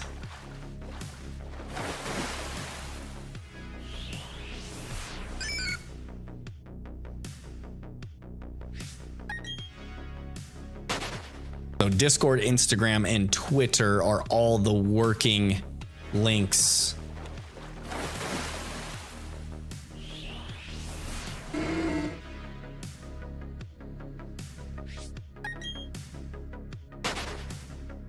If you want to follow me on the other socials, you can do so there.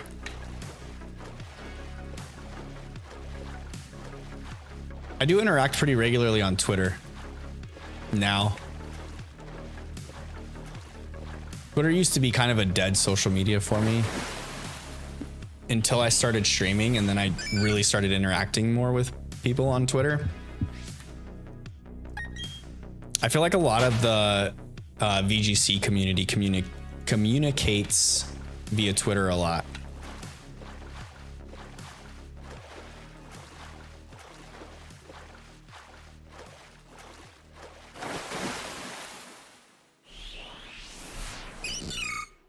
You're not shiny, Meryl. You're just a little blue mouse. Pika blue. We're looking for Pika green.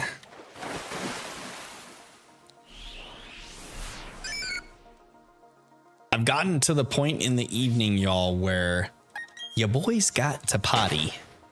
Pretty bad. But I'll get to 100 encounters first.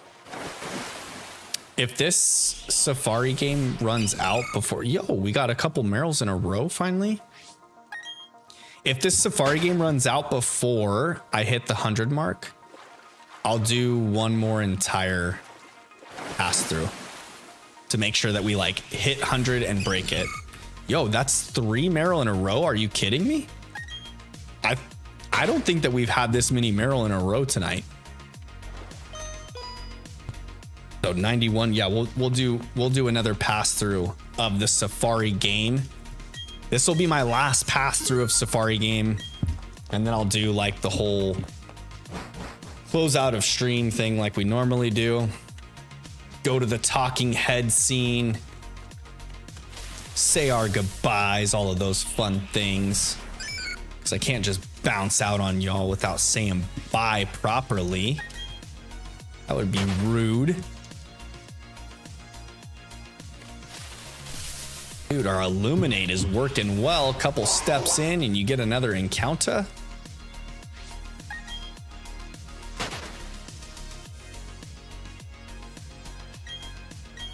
Jump on the water, jump on the water. Get out the B barrel, jump on the water.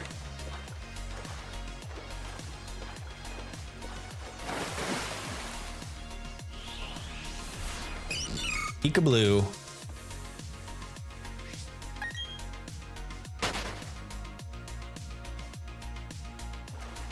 We got our shiny little Wooper. Got one shiny tonight. Can't be too greedy. Especially because the fact that we're at base odds 1 in 4,096. If you guys are shiny hunting in Brilliant Diamond and Shining Pearl, or if you plan to, the best shiny hunting method in this game is either radar hunting is actually the best if you can chain it together, or Masuda method hunting, because the shiny charm actually works on the Masuda method and nothing else in game. So shiny charm does not work on wild encounters in this game. Even though the flavor text tells you it does not work. It only works on hatching shiny Pokemon, so egg hunts. The radar hunts always have good odds. As your chain climbs, the rates get higher. Once you get to a chain of 40, you basically just keep resetting your radar, your Poke Radar, until you get a shiny bush. That would be kind of fun to do some radar hunts in one of these games. Maybe when I complete my shiny only fire playthrough on Shining Pearl, we can do some shiny radar hunts. Some Poke Radar shiny hunts. That would be cool. I think there's some pretty good targets. Like Ditto is a good target in this game, because as you get higher in your chain, you get guaranteed more perfect IVs also. So that would be kind of cool. For breeding Pokemon reasons. Not that you really need breeding Pokemon anymore, because Scarlet and Violet have made it so easy to create a competitive team.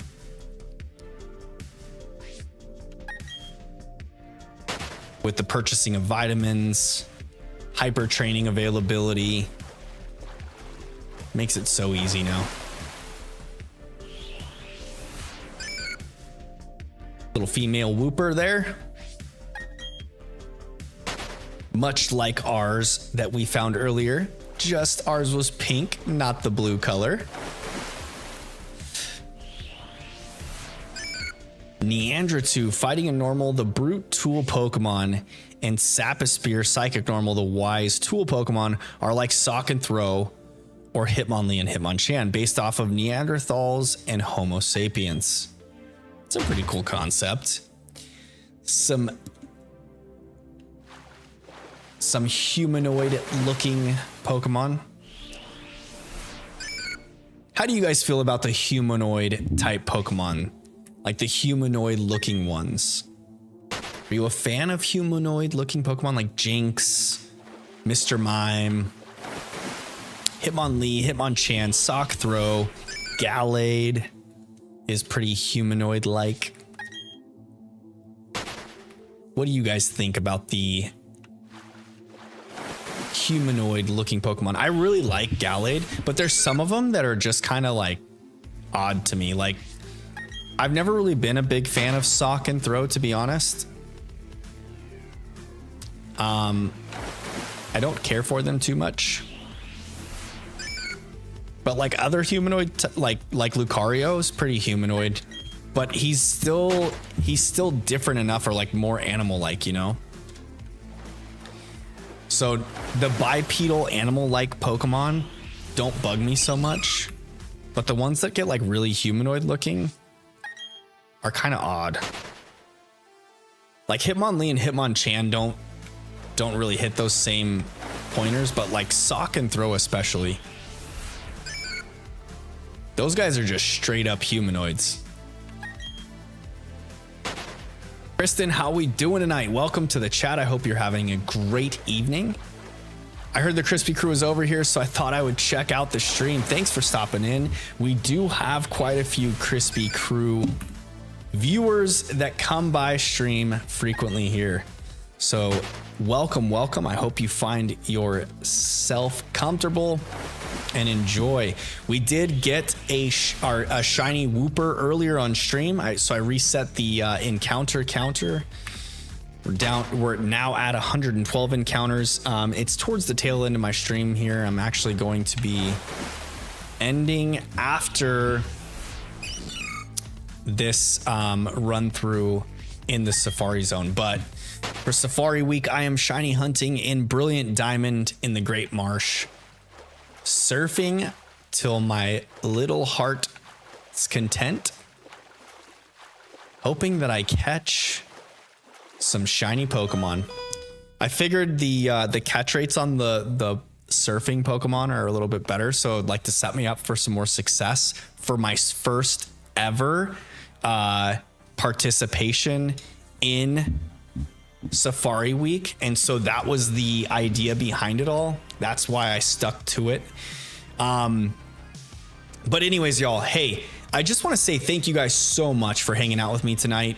I appreciate you guys all stopping in, hanging out. If you haven't already, please drop a like on the stream. It does help with the YouTube algorithm, pushing the stream out into the ether, encouraging others to come in and join the fam bam as we shiny hunt and look for some fun shiny Pokemon and do some playthrough stuff as well.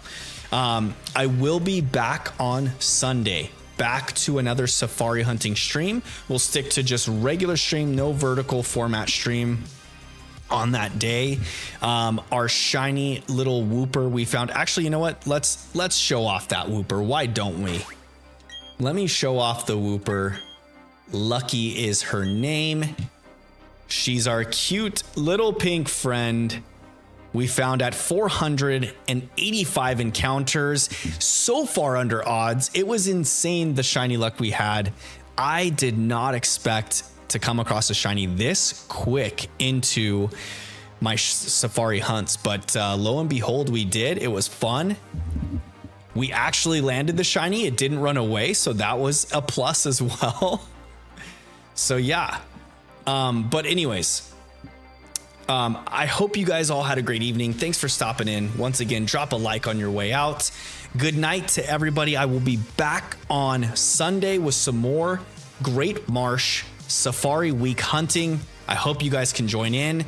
I will try and possibly set up 2 switches to hunt at the same time on Sunday, just to increase the encounter rate, and hopefully we can get another shiny on Sunday. What do you say? But anyways, with all of that being said, I hope you guys all have a wonderful, wonderful evening. Have a great sleep. If you're in morning time in other parts of the world, I hope you have a great day. And until the next time, I will see you soon, y'all. Have a good night.